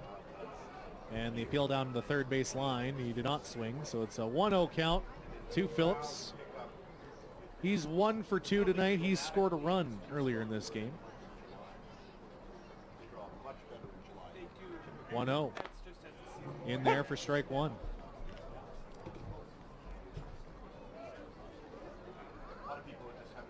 Pitch count still relatively good there for Anderson. Phillips shows bunt, pulls back. It's 2-1 count.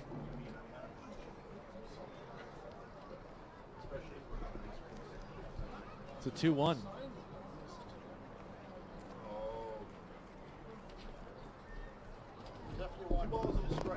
And that pitch outside, making a 3-1 hitters count.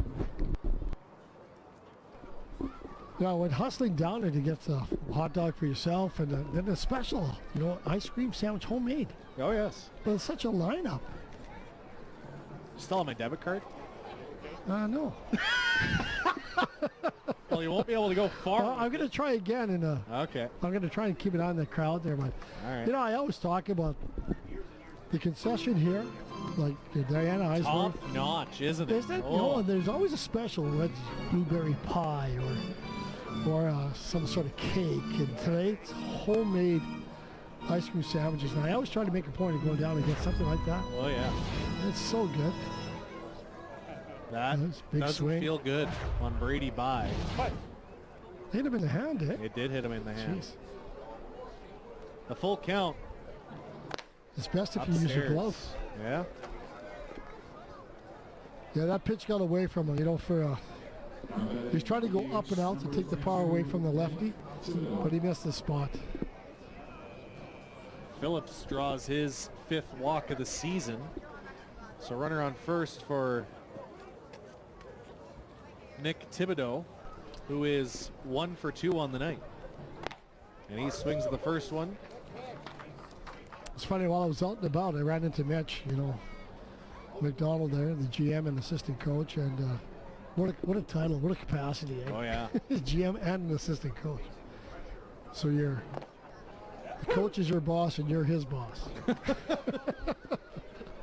But anyway, the issue talked about the last inning there, but most of the night is the approach by the hitters, eh? The 0-2. Oh, just missed him, eh? Just missed him. It's a 1-2 count now. So we're talking about the approach, and Mitch, they made the comment about here's, pitcher. Here's what he's doing. Here's how you approach it. The guys just aren't picking up on it. Did he go? He did. Wow. That's a big out. Yes, a big out. Second of the inning. Watch this replay here. Oh, yeah. I'd like to see a different angle on that, but watch this one here. Oh, yeah. He's through. Good call. 5th strikeout of the night for Anderson. Good pitch, too. This night has turned out fantastic. Absolutely. Isn't it? Man. Wind's starting to calm down a little bit. You see the flags in center field. Really good ball game. 2 first place clubs. There's no question about that. Look at these 2 teams play. And as I said, I'm going to keep an eye on that concession. That's what these people are. They don't eat at home. That's how good it is here. Oh, yes. I'm getting you a hot dog. You did mention it is your card. Thank you. Again, you're not going to get far there, Leo. No. No. I know today was payday. I'm going to see how much I can get with that card. I'm going to have my arms full when I come up. Listen, Leo, I'm a new dad. I got to pay for diapers. That's right, man. Yeah, I should be buying, but you insisted, so. We'll hold the runner at 1, 2 outs, 2 strikes. You mentioned the standings, Leo. Yeah. 10-5 record so far for the Red Sox this season, riding a 3-game winning streak. The Mavericks, meanwhile, they're 9-5. That one fouled off of by. Seemed frustrated he didn't catch that one. Yeah, I had him out with that tip ball. But you know what? A good pitch, good spot, I think, trying to take his pop away. That's usually the way, up and out on a lefty, down and away on a righty. Ooh. Foul ball is called. Off the bat.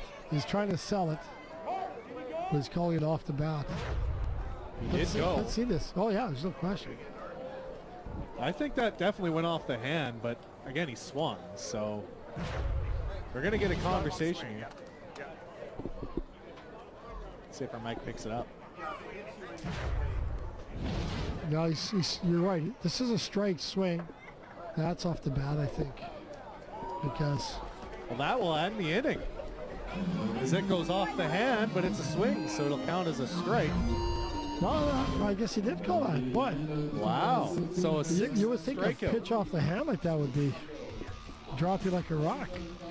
Possible break for the Regina Red Sox. Huge. As they trail in this one 2-0, heading into the 6th inning. Huh, I wasn't expecting an email about an unpaid bill. What's the worst that could happen by opening it? This sounds like a phishing scam, the fraudulent practice of tricking you into giving away sensitive information that could compromise your online and financial accounts. Phishing scams can come in the form of emails, text messages, or phone calls that appear to be from a legitimate source. Be suspicious when there's urgency in the email, unfamiliar sender, suspicious links, and also suspicious documents attached. Learn more at myaccess.ca/cybersecurity.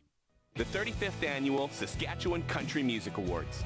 Watch it live, Saturday, June 22nd at 7 p.m. on AccessNow TV or the AccessNow TV app. For more details, visit myaccess.ca/SCMA. Find out what's happening in and around your community. Watch Talk of the Town to see interviews with a wide array of guests and local celebrities who make your town great. We mentioned it a little earlier on, but our WCBL season premiere is free for everyone to watch on youtube.com/@AccessNowTV. We thank everyone for watching on tonight, and if you would like to watch the rest of the season, you can see it on the AccessNow TV app. Go to accessnowtvapp.ca, sign up. It's a $3.95 app, and it gets you every episode of In the Huddle, Pats TV, Locker Talk, and Access Now Sports. Coverage of the WCBL, Regina Thunder, and your Regina Pats. Brian McNally, Leo McDonald. Leo's making his second attempt at the canteen. Hopefully he gets some food. I might start eating the microphone, and I don't think Access TV will bring me back if I do. I heard something in the talk back, just not quite words, but that's okay. We continue on in this sixth inning. Bottom of the 6th inning, trailing 2-0. As Schaefer continues his night into the 6th inning, as Myers showed bunt, pulled back just in time to take ball 1. After Myers, he'll be followed by Siren and The 1-0 is hacked into the parking lot, foul. Hope Leo was parked far enough away. I'm in the back corner, so I should be safe. should get another shot at the heart of the order. It's a 1-1. Later you go. He drives that one deep into left field, looking back and gone! Jalen Myers, his first home run of the season. How about it? Jalen Myers powers that one into left field and over the wall. It's a 2-1 game. You know, the nice thing is I was just down there, and I was right behind him. And just by the sound of the bat hitting the ball, you knew it was gone. That was a great swing, a big hit, an important run for the Red Sox. After the potential break they got in the top of the 6th, the Red Sox able to cash in a run here in the bottom of the 6th. No one out still, and probably their biggest power threat in the lineup, Jackson Searing's up now. He's struggled to this point, 0 for 2. 1-0. He looks at it. Strike pitch. 1. Yeah. Nice backdoor pitch there. Still a long lineup, I imagine. You know what? Here's a good story for you. This is really good. As Searing That's going to quail in there. And it drops for a hit. Yeah. Red Sox begin to rally in this 6th inning. Yeah, back-to-back hits. You know, run scored, of course, on the home run. And now you got the Searing on first. And Medicine Hat might be making a change. You know, Schaffers pitched 41 strikes, 30 balls. ERA of 1.8, and I don't know if I'd bring him out, to tell you the truth. No, I mean, I think he's in control. Especially with Hannah being the left-handed batter. Yeah. They're going to leave him in for this batter for sure. Just the first mound visit. I believe Cesar Rodriguez is still warming up in that Mavericks bullpen. Still no real action. No action in the Red Sox bullpen. Yeah. And I like that because I think Anderson's also, both these pitchers have pitched great. So, and 71 pitches, he's got lots of room yet. Again, I don't know what the rotation's like, and they're on the road. Who knows what they're doing tomorrow, but. Hannah's 0 for 1. He was hit by a pitch in the first inning. He grounded out to short back in the fourth. So I go running down. The lineup's not too bad. They're still lined up. Good pitch. Swing and a miss. Yeah. Nice little change up down and in. And Diane Eisworth is standing there. Oh. And here she comes right now. She's bringing up hot dog, ice cream sandwiches, and a slice of pizza. Wow. I know. Isn't this wonderful? Isn't this service, I tell you. Thank you very much. Thank you so much. Eisworth, you know, They love us here, Leo. Oh, I'll tell you. It's just wonderful that she's done that. They just take care of us. Yes. Your hot dog with ketchup. Commercial break snack. And then we hand off the ice cream sandwiches to the internet streamers beside us. Yeah. And I got a piece of pizza. Good. I figured, what the heck? Yeah. Now, the ice cream sandwiches were homemade by Diana and the staff. And you know what? I couldn't get them. They're gone already. Oh. And that is, if you want to call it a problem, it's a good problem. Anytime she has a specialty on, like you know, as I mentioned, pie or whatever, it's gone so fast and so good. They even come early, as a matter of fact. People come pre-game to have supper here because it's so good. It is definitely one of the better concessions in WCBL. Easily. That's a good hit. Drives that one into right field. Searing the lead runner will hold up at second, so 2 ducks on the pond, no one out.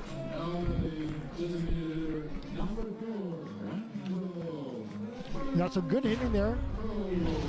They got runners on first and second. And, you know, the Red Sox threatening. And the nice thing is, I'm doing this as I'm eating pizza. I got to give a shout out to this. I think it's the first year they've been selling pizza in the concession. Oh, no. They've been selling pizza there for a while. Have they? Yep. Western Pizza used to be in Yeah. I think they're still there. Good pizza. They got the corners in, middle's back a bit.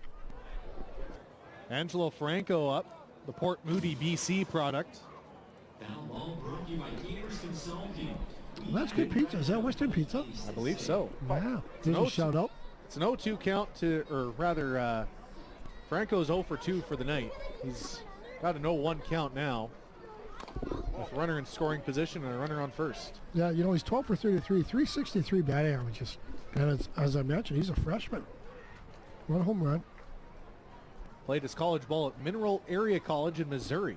Yeah, that's right, too. And that's a school I've never heard of before. Yeah. We talked about that before. And there's another mineral school in Colorado. Brady Bye. Yeah. Plays his college ball there, too, the local product. And I meant to do some research on that college. Like, is he taking geology there? Or?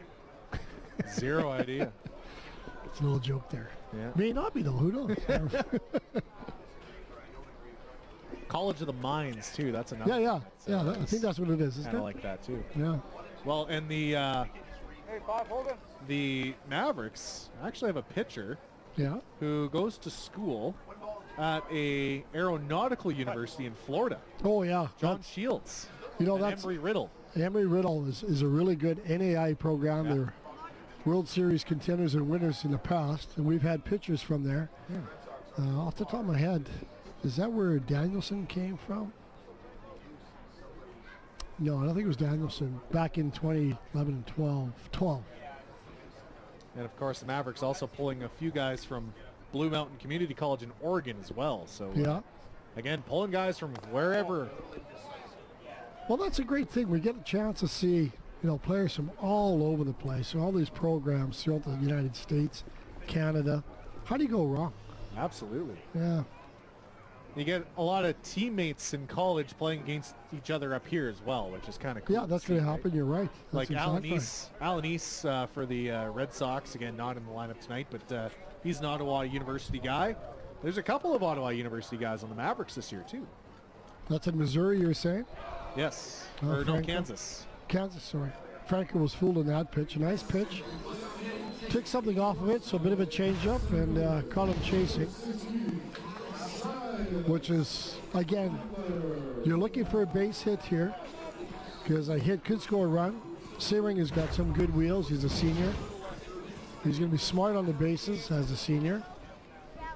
He's going to take a good play to get him off the base path. So you're looking for something to drive, a little bit of patience. Silas Butler up. He is 0 for 1. He struck out in the second. He walked and then was caught stealing in the fourth. Yeah, good pickoff move. I remember that. He's got some pop in his bat as well. A lot of grass open in left center field over the shortstop's head. And he flares that one into center he hit that field. one hard. The center fielder's running back. He won't get there. It's off the wall. Around third. The runner will come in to score. Runners on second and third. We have a tie ball game. I tell you, a really good piece of hitting. That was straightaway center. Squared up the ball. Drove it deep enough, that... because of the angle and everything else, it was hard to read by the base runners too, wasn't it? Yeah, they had to hold up. They had to wait. One out here in this inning. Right, so now Red Sox in a really good position here with runners on second and third with one out. Big hit, tied the ball game. And a lefty up to bat. Brady Bye. Now if Brady can, again, I wouldn't be pitching him on the inside because he's a left-hander. And if he yanks one to the right side, that's going to score something from three. They've got left field in shallow, which is telling me they're going to go up and out.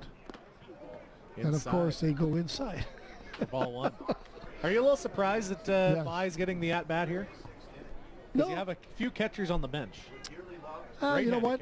He's playing. Yep. And local kid, he's got a history of being a good hitter. He's just got to get into a bit of a groove. Bye flares one into second, and we have a bit of a rundown here. That'll be a fielder's choice. Yeah. As Bye is safe at first, so. Bye was, he was frustrated, but he's starting to walk away. He's safe. And all of a sudden he had to hustle back to one. He must have thought that was the third out of the inning. Maybe. Because the coach said, get back and back. Now, good base running here. Now, you got to give the hitter, I'm trying to say Brady Bye, a chance to get to one. So you still find runners in the corners. A hit still will score a run. And Matthew Fox up to do it. Not sure if they scored that an error in the fifth inning. An error? I'm not sure if they scored at that back in the fifth when Throw pulled the runner off the off the bag. Yeah. That one's flared down the right field line towards the Red Sox dugout and foul.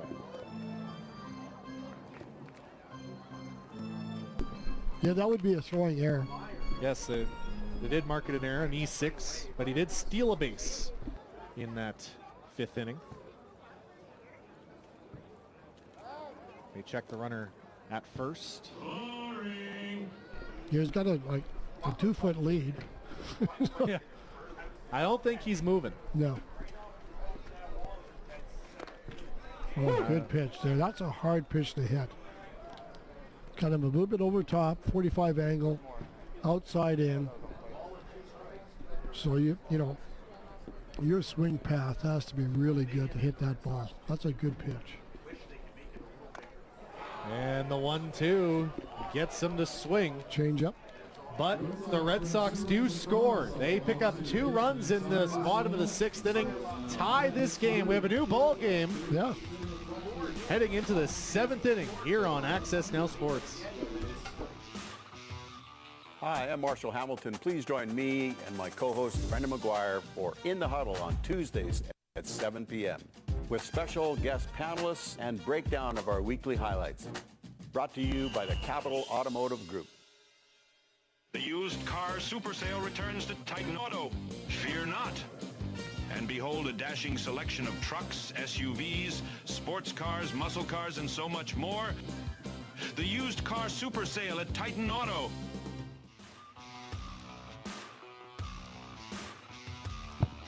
This inning brought to you by Vintage Vinyl, your one-stop gift shop. Ryan McNally alongside Leo McDonald. We're in the 7th inning, and it's a tie ball game. Red Sox were down 2-0.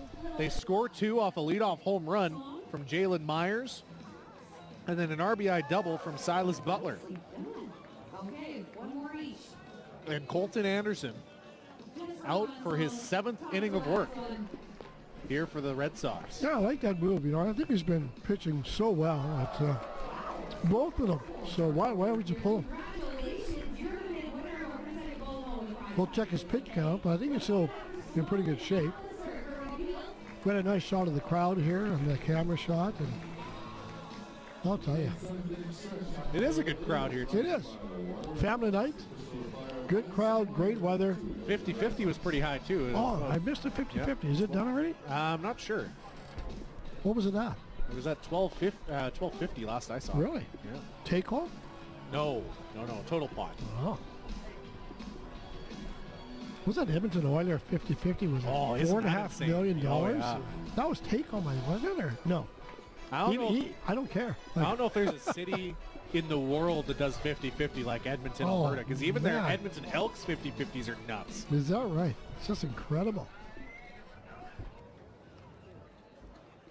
And so, Landon Mokris is up next. He's 1 for 2 on the night. He has an RBI single back in the 2nd inning. That was the first run of the game. And also his 2nd RBI of the year. It'll be interesting if Schaffer comes out. He's at 90 pitches now. Well, Cesar Rodriguez has been warming up here for at least an inning and a half. He's at 90 already in warm-up over there. Mokris flares that one into right field. Should be playable and is. Yeah, right to him. Catch there by Searing. Now Anderson is sitting at, yeah, he's at 86, sorry. So very similar in pitch counts. So if you get through the sitting, I can see him, being done for the night, 7 innings. Oh, nice pitch. Great pitch. Back in the day, they had no pitch counts, and pitches would go 140 and 100. And I've always heard the comments by the old-time pitchers and coaches, managers, that, you can have an easy 100 or a hard 100. Like right now, where this game is going, he's in full control. Volcano dribbles that one towards first, and he's able to get there safely as Hannah fielded it. No one covered first. Yeah, see, that's a pitcher's cover. See, he was falling off the mound here, and he watches the play. And he needs the banana run, as we used to call it, to get there for the first baseman. So unfortunate, he did a good job of pitching, but didn't cover the first base bag. So it'll be Michael Quick, the 9-hole hitter. He's 1 for 2. He had a double. And he drops a bunt down. Anderson with a jump throw. Wow. What a play by the pitcher. Wow. Hey, glad to see the replay of that. What a athletic move.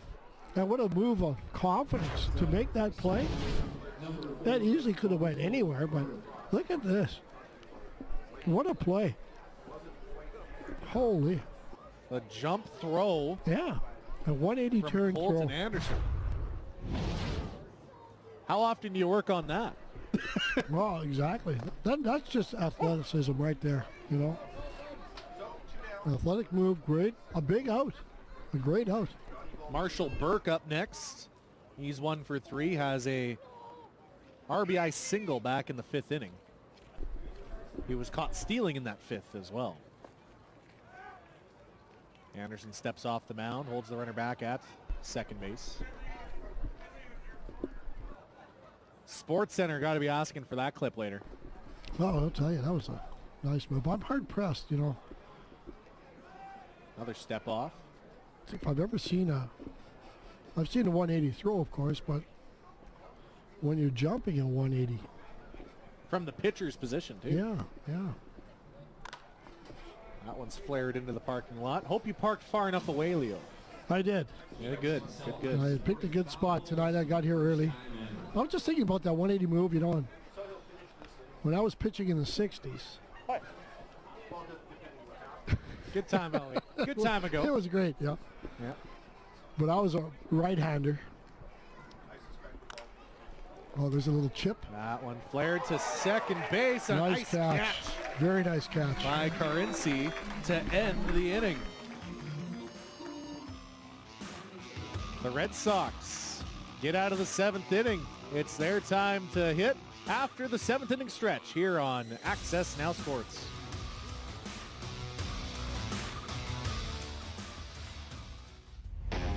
AccessNow Sports. Friday, June 28th, 7 p.m. Saskatoon Berries.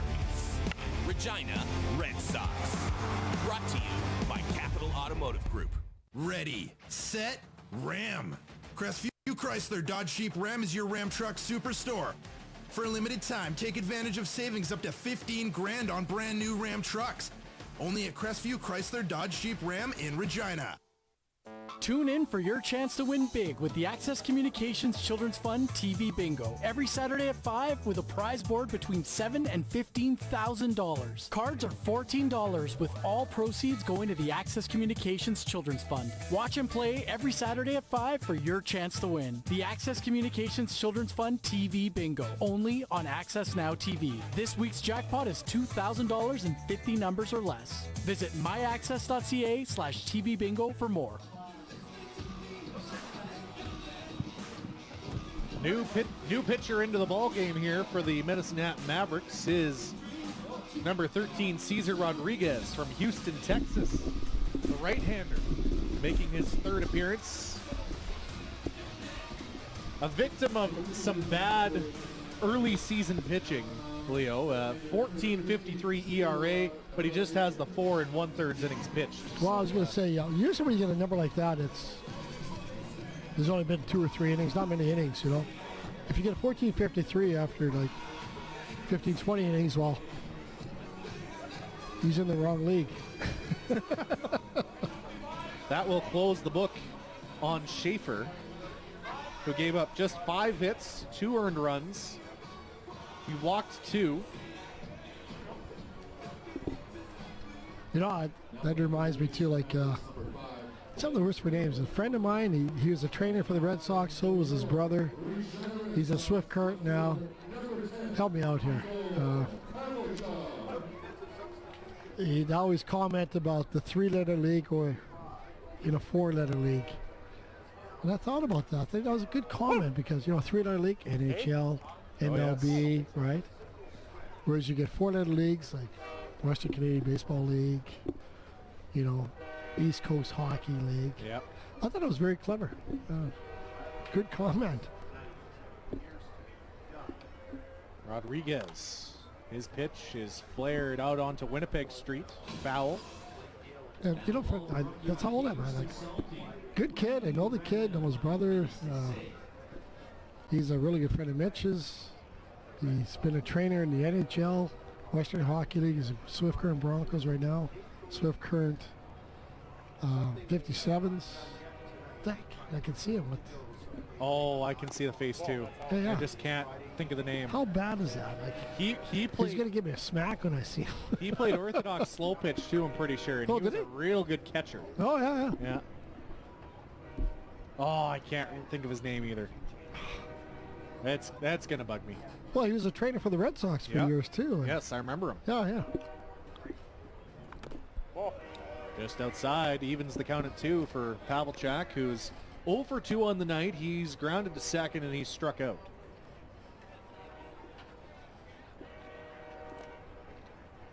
Pavelchak entered the game struggling to start the year with a 172 average.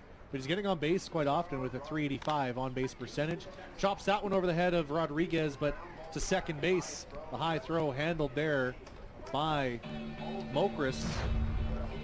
One away here in the 7th inning.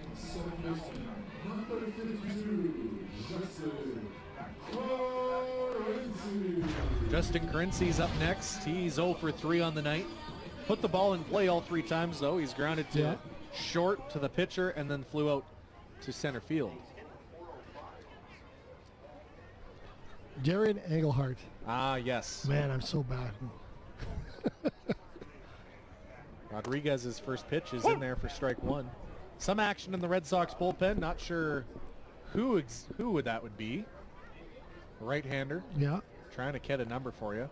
Throwing hard over there, too, already. So I would think Anderson's probably done as well. He's at the 100 mark. Rodriguez has a little pause, when he's trying to throw the timer off on the batter. Timing off on the batter. Engelhardt, another quick story about Darian is that he was turning pro as a trainer, equipment manager, etc., clubhouse manager in, was it Texas League? But that fell through, and he ended up back in Swift Current with the hockey program, Western Hockey League, and of course Broncos, Naturals stay for the 57s as well. Another connection there with Regina. Swift Current's doing pretty well, aren't they? Mm-hmm. Really good people.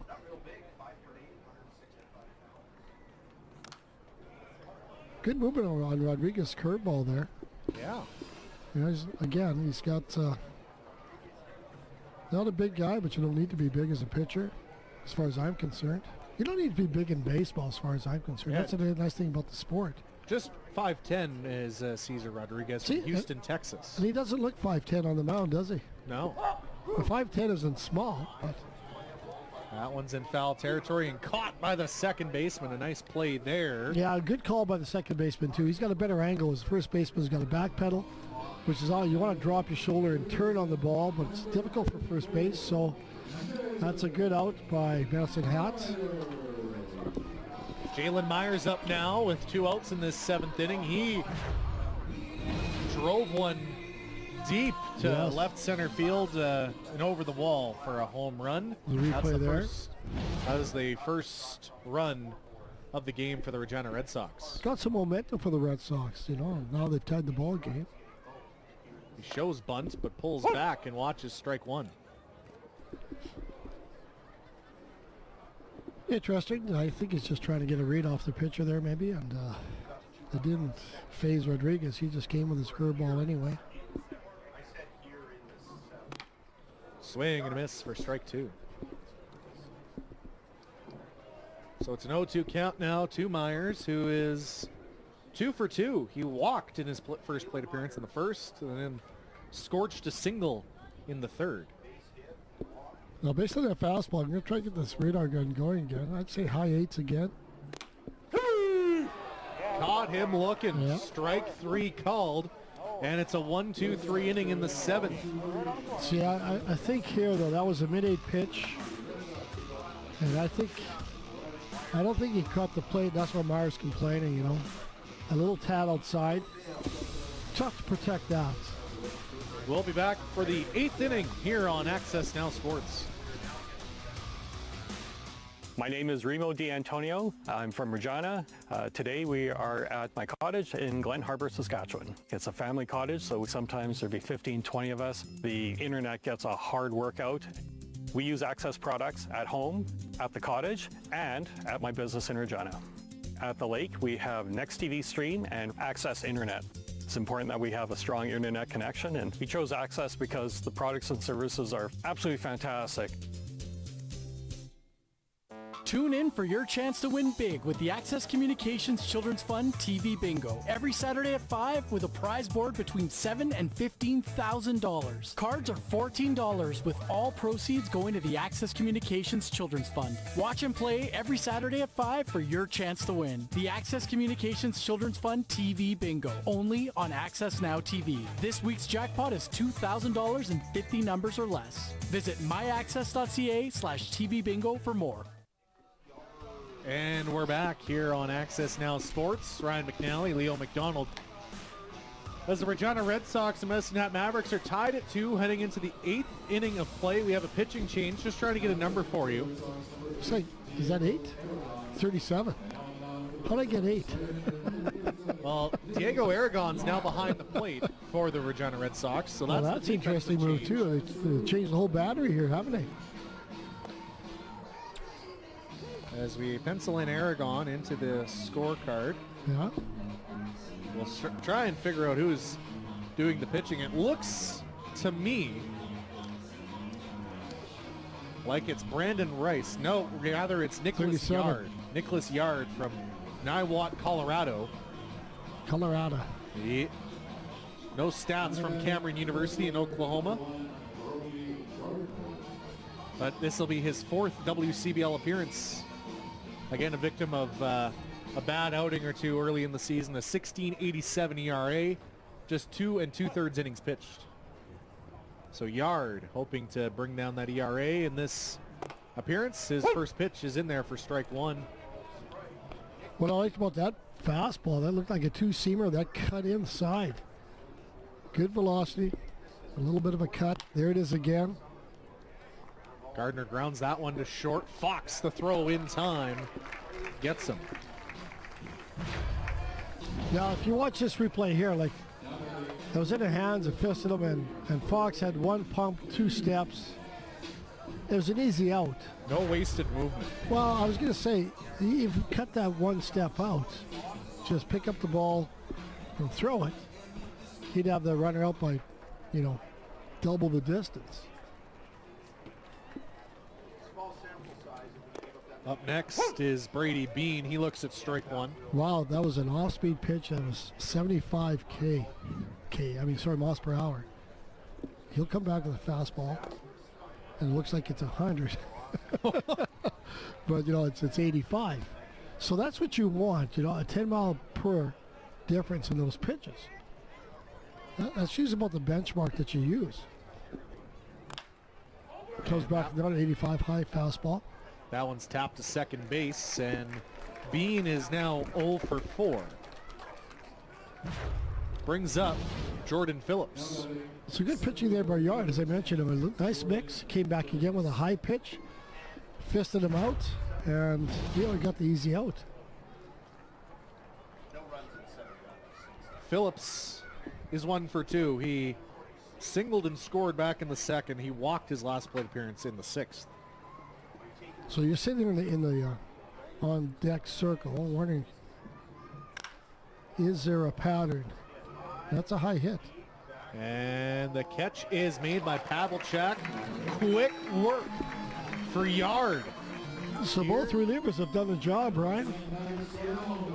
And just like that, we head to the bottom of the 8th inning. The Red Sox and Mavericks tied at 2 here from Curry Field on Access Now Sports. Access Now Sports. Friday, June 28th, 7 p.m.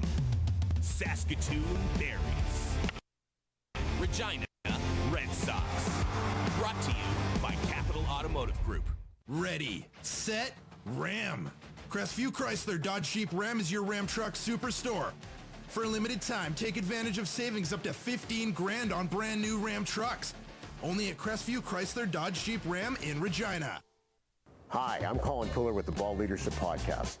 Listen and laugh as we learn from leaders making impact in Saskatchewan. Watch on AccessNow TV. And don't worry, you don't have to be bald to enjoy it.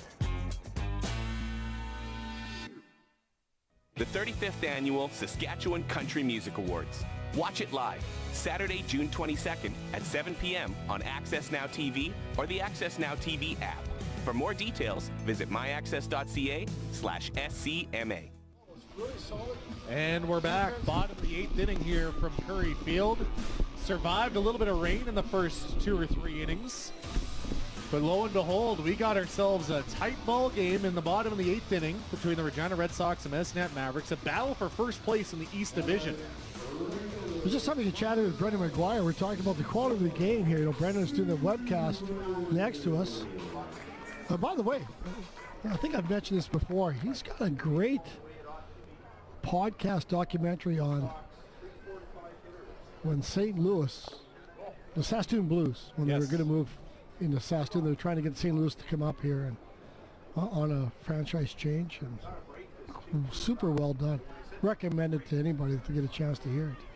Rodriguez is out for his 2nd inning of work. Searing. That was off the melon. Foul ball off the mask, wasn't it? That sounded fun, no matter what that hit. I think so. That's a good mask. Watch this replay. Oh, yeah. Right off the logo. On the screws. You know what? That's a tough catcher. He didn't phase him. You see that padding. You kind of saw it right before he squatted down with that. Is that like goalie mask style, too? Yes. I think it really paid off, eh? Because that squared him. The 1-1. That's inside. Strike. And inside there for strike 2 in the inner half. Yeah, good pitch. Searing is 1 for 3. He singled and scored back in the 6th inning. He has a 1-2 count now, facing Rodriguez.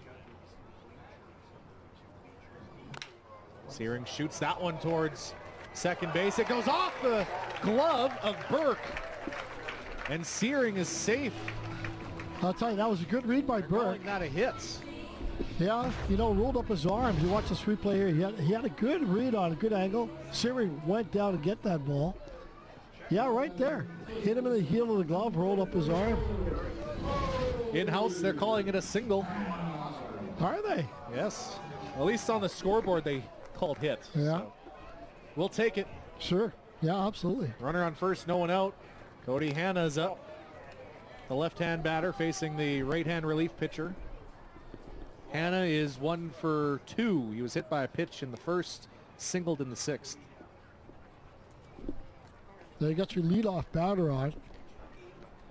And you've got Hanna, who's got 2 home runs, batting .387. I was thinking, you know, do you bunt him over? Well, he's now a left-hander. Push bunt him over. But, gee, it's hard to get a .387 hitter to bunt with 2 home runs. So I can see why they're telling him to swing away. 19 RBIs. And that right fielder out there looks a little bored. You know, surprisingly, the corners are shallow in the fields, eh? Yeah. I'm surprised at that. Like, I'd be in protective mode myself. In there for strike 2. Some action in the Mavericks bullpen. Looks like a right-hander warming up. Now, I know you don't want to give up a run here, but at the same time, you don't want anything going over your head. No. You can charge a ball and do a do or die as an outfielder. Hanna flares that one between first and second. What a timing play by Burke, but he doesn't have a play. I tell you, Burke's range is really impressive. He reads the ball well, made a great play to keep that ball in the infield. Watch this here. Kind of rolls over, but look at that hustle, eh? He might have had a play. And we're going to have a pinch hitter for Angelo Franco. It'll be Jackson Romero meeting at the mound here. As again, you're going to see a bunt here. You think so? Yes. Well, Romero enters this game with a .333 average. Again, just 3 games of action here. It's a left-handed, or rather right-handed hitter. That's why I'm thinking a bunt. Yes. None outs, runners on first and second. He's coming off the bench. How many at-bats has he had this year? I believe just the 6. Yeah. I could be wrong. He's got good size. Now batting number 17, Jackson Romero. Romero's in. Great name. The Fort Collins, Colorado product. A senior from the University of Northern Colorado. Oh, senior, eh? So I'm thinking, let's see what he does here. There it is. First pitch, yep. Scoring the bunt, and he'll bunt that into the screen foul. Now this is again important to mention to the kids out there that, you know, you always in the batting cage, you're practicing swinging away. You gotta practice those bunts. And when you get called on to bunt, you gotta get it down on the ground. And it's important to move these runners. Another bunt. He knocks it down. A great play there. Safe at third. Yes. Really Safe good at third, throw. and the Mavericks manager is out to argue this call right away.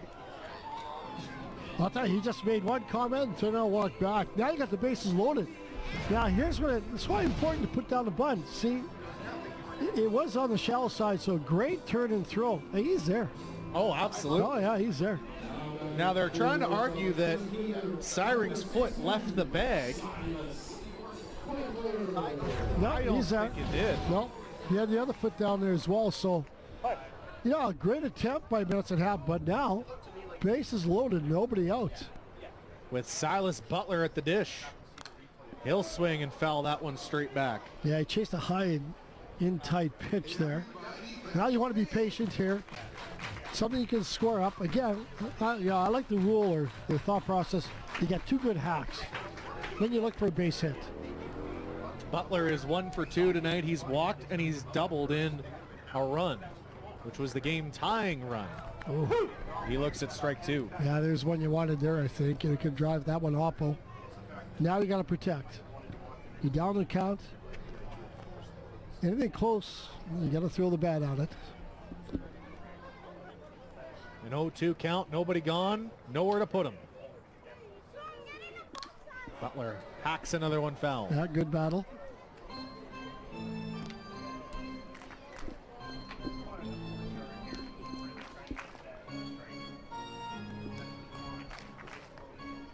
You're going to have the hands back, you got to load, you got to sit on a curveball, but you got to be able to react to the fastball. Either way, you're protecting. The 0-2. And there it is. Butler flares that one into right field, and it falls! It rolls all the way to the wall! Romero's around second. Rather, they'll head back to first. Butler dives back. He's safe, and the bases remain full. Wow. This base running by Silas Butler's been strange to say the best, but he gets away with one here. I'd like to see the replay here. Like, why did we score from second base here? What happened there? We didn't. The bases are still full. The runner just came in.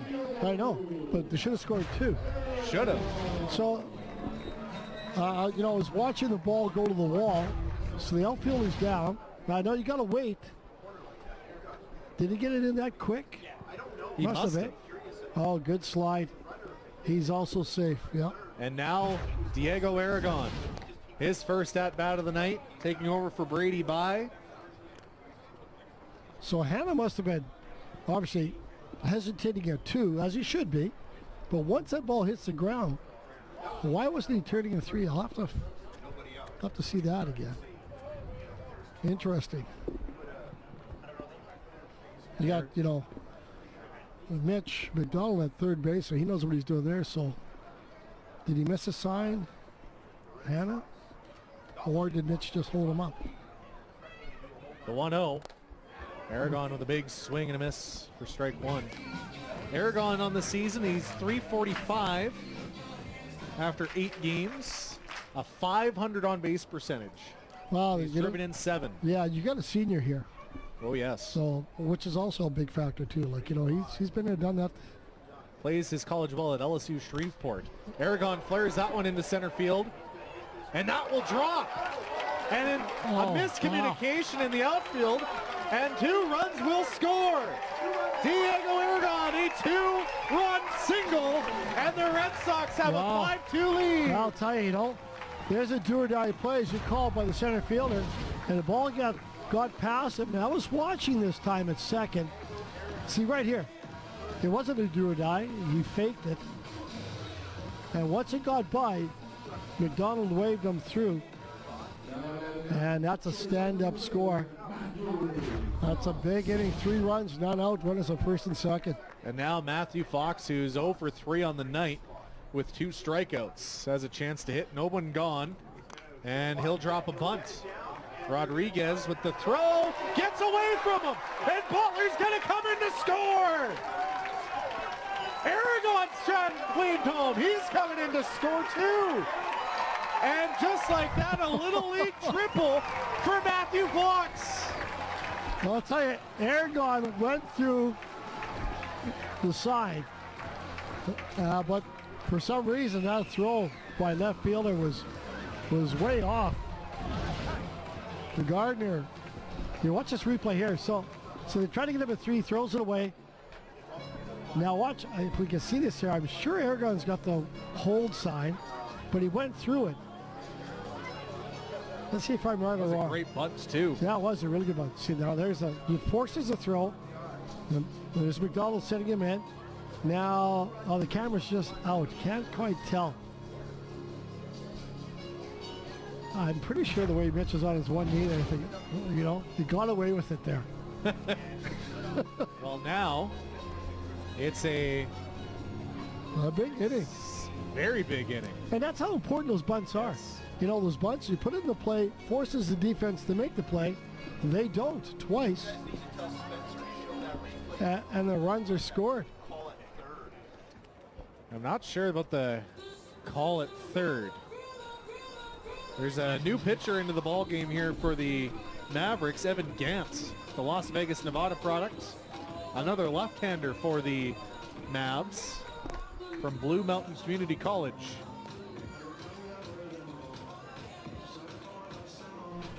I was going to mention that this pitcher here started shaving yesterday. Like he looks young, doesn't he? Well, Gantz is a freshman. Oh, yeah, okay. He's also a victim of early season struggles with a 21.6 CRA. So here's a replay here. Hoping to see if Aragon ran through the sign or not. Diego, again, a veteran. So here's the throw. Here's McDonald waving the Butler through. Is that Butler? Meyer? Yes, Butler. I can't quite see it, so it's too bad. So, and I'm not 100% sure. We'll have to ask Mitch later. I'm not 100% sure why Aragon's run isn't counting. Because he ran through the sign. Is it 7-2? It should be 7-2. You might be right, eh? Yeah, because they cleared the bases. They did clear the bases with that. It is 7-2, 7-2. Yeah. Yeah, good call, right? Yeah, there it's on the scoreboard now. 7-2, 5-run inning, none out. Runner at third. And now Gant throws 2 straight strikes. Yeah, nice pitch by Gant there. Now you get the freshman who comes into a tough situation, doesn't he? Like none out, runner at third. And a big inning here for the Red Sox too, with a runner on third base. Mm-hmm. And time is called. We're going to get a meeting. Problem with the pitch comm? yeah. Big score in Brooks, 22 to 9. Boy, Brooks can be explosive this year, can't they? They sure could. Holy smokes. 22 to 9. That's over Fort Mac, who's having a decent season too. Swift and Saskatoon are 2-2. Mind you, that's not updated on my screen. It might be more. Let me go back to that. 8-0 Okotoks over Edmonton. Havlicek strikes out. Yeah.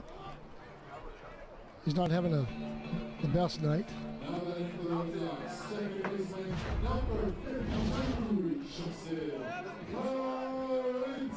Currency's up now. He's also had a pretty tough night there, Leo. He's 0 for 4 tonight, but he's put the ball in play all 4 times. Well, that's just sometimes the breaks, right? You get the ball in play, usually finds the hole at least once. Well, he's got his 5th chance here in this 8th inning, where the Red Sox offense has exploded for 5 runs. It's 25-9. Brooks. That ball is flying out of the Wow, park. they must have juice baseballs in Brooks this year. 7th inning. Well, and that was... They started this game at 1 o'clock. Well, and Brooks was that game, too, where they had a football. They set the record, didn't it? I believe they did, yeah. What was it? That was the wind that was 26-18 blowing or out. something? Yes. Yeah, oh, yeah. That was a super windy day and just blowing the ball out of the park. Okotoks 10-0 on Edmonton. Boy, some big numbers. Moose Jaw's up 12-6 in Weyburn in the 8th, bottom of the 8th. It's a 1-2 count here to Currency. Swift Current, Saskatoon 2-2 in the 9th. Wow, there's a ball game. This was a ball game until the start of this half inning. Sylvan Lake Gulls. I got to check out that ballpark. Got to make a trip. It sounds like a beautiful one. Doesn't it though? I see the pictures. And they were up 12-4 on Lethbridge in Sylvan Lake. It's one thing about the Alberta Conference, I'll call it, or the West Conference. Those ballparks are new and nice. Look at this. Oh, what a play by Burke to get the runner out at first, but the run will score. Burke has been nothing but impressive at second base. And so now an 8-2 contest. Base is empty for Jalen Myers. Burke got the scoring started for the Red Sox back in the 6th inning with a solo shot. Yeah, sorry, I was going to mention that Burke is from. I was wondering where. He's from Kingwood, Texas. Plays his college ball at Florida Tech. Florida Tech, man. What were his numbers? Do you have his numbers in Florida Tech? 316 average in 24 games, 381 on base percentage. Some pop, 2 home runs, 5 doubles, and 28 RBI. Yeah, good ball player, right? Yeah. Real good player tonight. Defensive gem, yeah. I like this kid. The 0-1 to Myers is down low for ball 1. What a turnaround inning, eh? Say, look at this young kid in the mound, freshman for sure. Oh, yeah. The earrings, too. He's got the rings going, yeah. That one's upstairs. You know, you're a freshman, you got a fresh-faced freshman. Yeah, you got a full park, good baseball. You've got potentially 4 more years in this league to play in. Gant was a starter at Blue Mountain Community College this year. He was 2-5. You know, I know that name too. Where's Gant from? Las Vegas. Vegas, eh? Yeah. Okay, he's not the pitcher I was thinking of. He was had a 4.56 ERA at Blue Mountain Community College. So he's probably a 19-year-old. Oh yeah. He's up in Canada playing ball. What a great experience for him. Legal to drink up here. It is. That's why he's here. And not down south. He didn't go to Alberta. So even if he's 18, he's safe when he's home. Well, Manitoba's 18 as well, eh? Yeah. It alternates. I don't get it. In the States, you're 21. Yeah. They'll send you to war at 18, but you can't have a beer at 21. Or at 18. Myers lifts that one. Wow, off the wall. Off the wall in right field. That just carried, didn't it? Myers is now a triple shy of the cycle as he stands up at second base. And the Red Sox have batted around in the 8th. That's a 9th hit for the Red Sox tonight. And boy, they're creating a lot of space for the closer, whoever that may be. And I think Yardley will continue. Why not? Yeah. He pitched really well in that 8th inning. He did. I think that's a positive thing as well. Like you talked about, ZRA had that innings pitched and also had a clean inning in the 8th and hopefully have his clean one in the 9th. Searing's up again in here in this 8th inning with a runner on second base and 2 gone. The pitch from Gant. In there for strike 1. You know, I was talking about the importance of the bunts, and I got to give a shout out to Bernie Eisworth. He and I did broadcasts for years together. So much fun. Bernie, of course, is one of the builders of this franchise and the league itself. Like, just a great guy. We had so much fun together on broadcasts, but he hated bunting. Oh, yes. Look at this. Searing lifts that one into center field, and that is going to hit the wall. The run will score. Searing will stop up at second base. And the offense continues to roll here in this 8th inning. Yeah, the Red Sox are keeping the, pedal to the metal, which is what you want to do. Oh, absolutely. You just got to keep pushing. Make sure you got this win in the bag. Create enough space for your pitchers to have an easy inning, to relax, just come out, throw strikes. Well, they see Brooks with the high score tonight. They want to try and match it. Well, I'll tell you. They're working on it. They are. They got a ways to go. 25-11 is what I last see. Oh, my. Hannah's up now for, again, his second at-bat in this inning. They must have some power hitters in Brooks this year. Well, Fort McMurray struggled this week. This will be their 4th straight loss. Oh. Yeah, they've had a tough stretch here. Pitching issues. And Hannah will ground out to first to end the inning, but not before the offense goes off for 7 runs in the 8th inning. And just like that, the Regina Red Sox up 9-2 heading into what could be the final half. Yeah. Or final half inning here on Access Now Sports. Hi, I'm Marshall Hamilton. Please join me and my co-host Brendan McGuire for In the Huddle on Tuesdays at 7 p.m. with special guest panelists and breakdown of our weekly highlights. Brought to you by the Capital Automotive Group. And behold a dashing selection of trucks, SUVs, sports cars, muscle cars, and so much more. The used car super sale at Titan Auto. Access Now Sports. Friday, June 28th, 7 p.m. Saskatoon Berries. Regina Red Sox. Brought to you by Capital Automotive Group. Ready, set, Ram. Crestview Chrysler Dodge Jeep Ram is your Ram truck superstore. For a limited time, take advantage of savings up to $15,000 on brand new Ram trucks. Only at Crestview Chrysler Dodge Jeep Ram in Regina. Our next broadcast of Regina Red Sox baseball here on Access Now Sports is an all-Saskatchewan affair. As the Saskatoon Berries come to town Friday, June 28th at 7 o'clock. I won't be here. Harry will be here. Oh, Dante's. All Oh, right. yes. Nice. Yes. Done some broadcasts with Dante. Good kid. Yes. So that'll be 7 o'clock first pitch right here on Access Now Sports.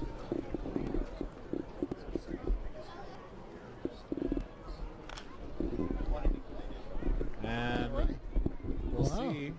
Yard is back out for this 9th inning, and why not? 7-run lead, all thanks to that offensive explosion in the bottom of the 8th inning. And funny you mention that. I just got the tip of the day. Some color support by Brendan McGuire, who's doing the webcast. It's the second biggest inning run scored by the Red Sox this season, 7. They had 9 previously. Well timed. Yeah.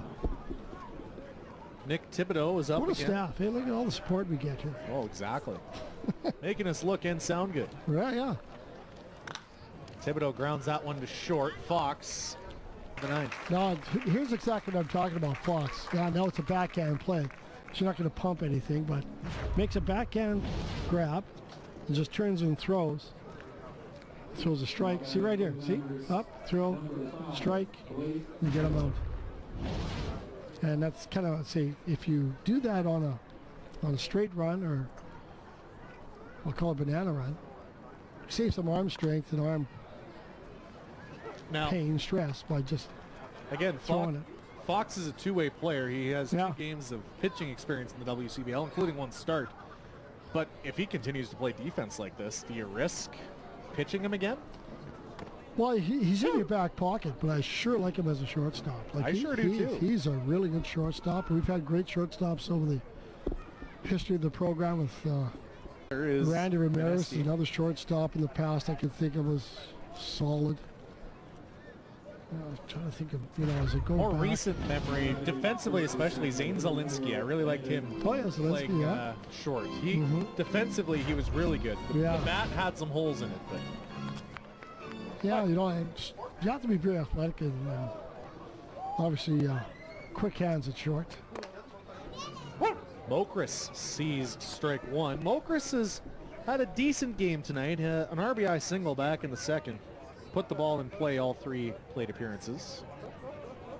called him a sleeping dragon earlier in the year, earlier in the broadcast. And Never heard that term before, sleeping dragon? Well, and again, just because you see his college numbers so strong, Oh, I know. 421 Yeah. average in 39 games, 67 RBI in those 39 games, but just the 091 average heading into this one. So that one's fouled back into the screen. Yeah, you threw me off with dragon. There's another term that's... Sleeping giant? No. I think am I trying to think of, but have the audience text me and tell me.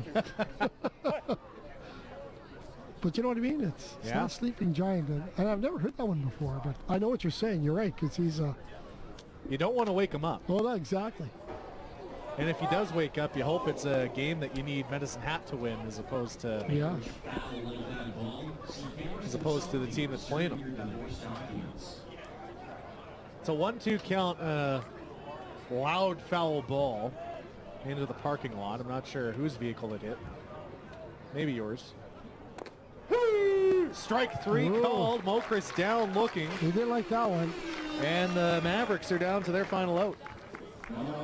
So as I mentioned before, like my car is parked over here and it's a Tesla and it's got Sentry security on it, so anything that comes near it, it moves by itself. Oh, that's cool. I'm kidding. Wow. But it does move by itself. I'll tell you, it's amazing. I love that thing. I just ride a Kia Sportage. That thing doesn't move on its own, I'll tell you. Got to put a lot of gas in that thing to get it moving. Hey, you know what?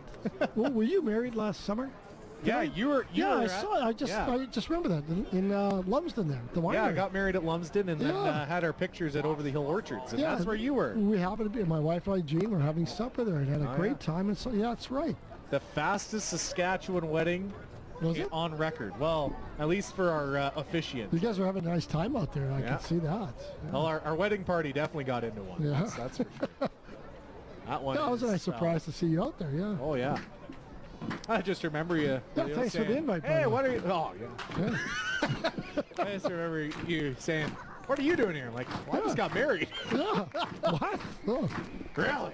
I see you're dressed really nice for supper. Yeah. The Kreitzers out there at Over the Hill Orchards. They're great place. Absolute sweethearts too. And I coached their son Derek in volleyball. Oh, did you? Yes, and great kid, and yeah, just again, phenomenal family, and let us use the space for absolutely nothing. Is that right? It's just absolutely salt of the earth people. Really nice. We've been out there twice now. I really like that spot, and going to go again this summer, maybe twice more. And shout out to Flaunt Photography too. Our pictures looked incredible. Did it? Oh, nice. Absolutely. Excellent. I'm glad to hear that. Yes. 2 balls, 2 strikes on the crowd is clapping hands. This could be it.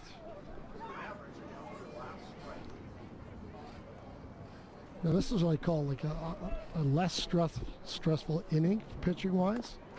Strike 3 called, and that's your ball game. Good for Yard. What a win. Big win. And the Red Sox move to a game and a half above the Medicine Hat Mavericks for first in the East Division. And just like that, a come from behind win. They were down as much as 2, come back to win by 7 as the Regina Red Sox win a big one, 9-2 over the visiting Medicine Hat Mavericks. Good pace in this ball game, a really good ball game, a surprising inning. But I'll tell you, had everything tonight. Good crowd, great weather. Folks, you got to come out to the next one. Absolutely. This game was done in 2.5 hours. Which is nice, isn't it? Is the name of the game. You talked about pace of the pitchers. They didn't, waste time. Batters would fool around. Let's play ball. It was great. And there you see, up until the 6th inning, Leo, and even the 7th, it was a real pitcher's duel. Oh, yeah. It was a really well-played ball game. And you know what? Yeah, they gave up 7 runs. Look at that shot. Wow. Oh, yeah. Is that awesome? I was going to say, it was great game calling, I thought, when the Red Sox had the runners on first and second.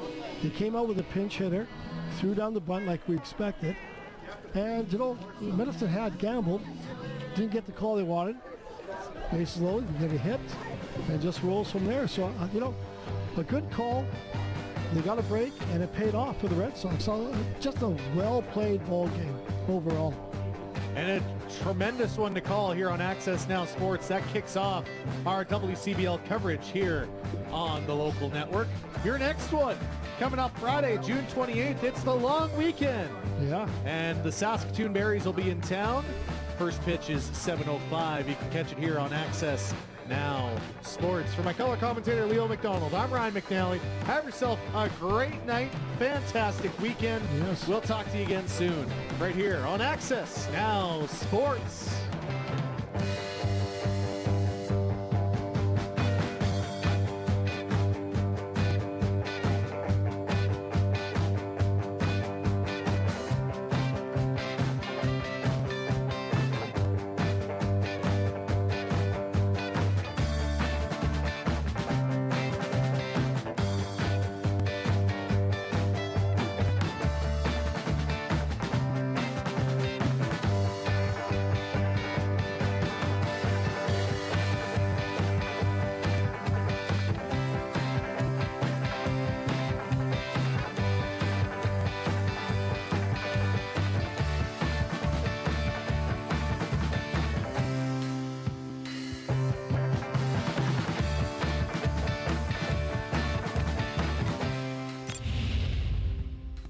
If you'd like to share your feedback on the program you just watched, contact us today or join the conversation on social media.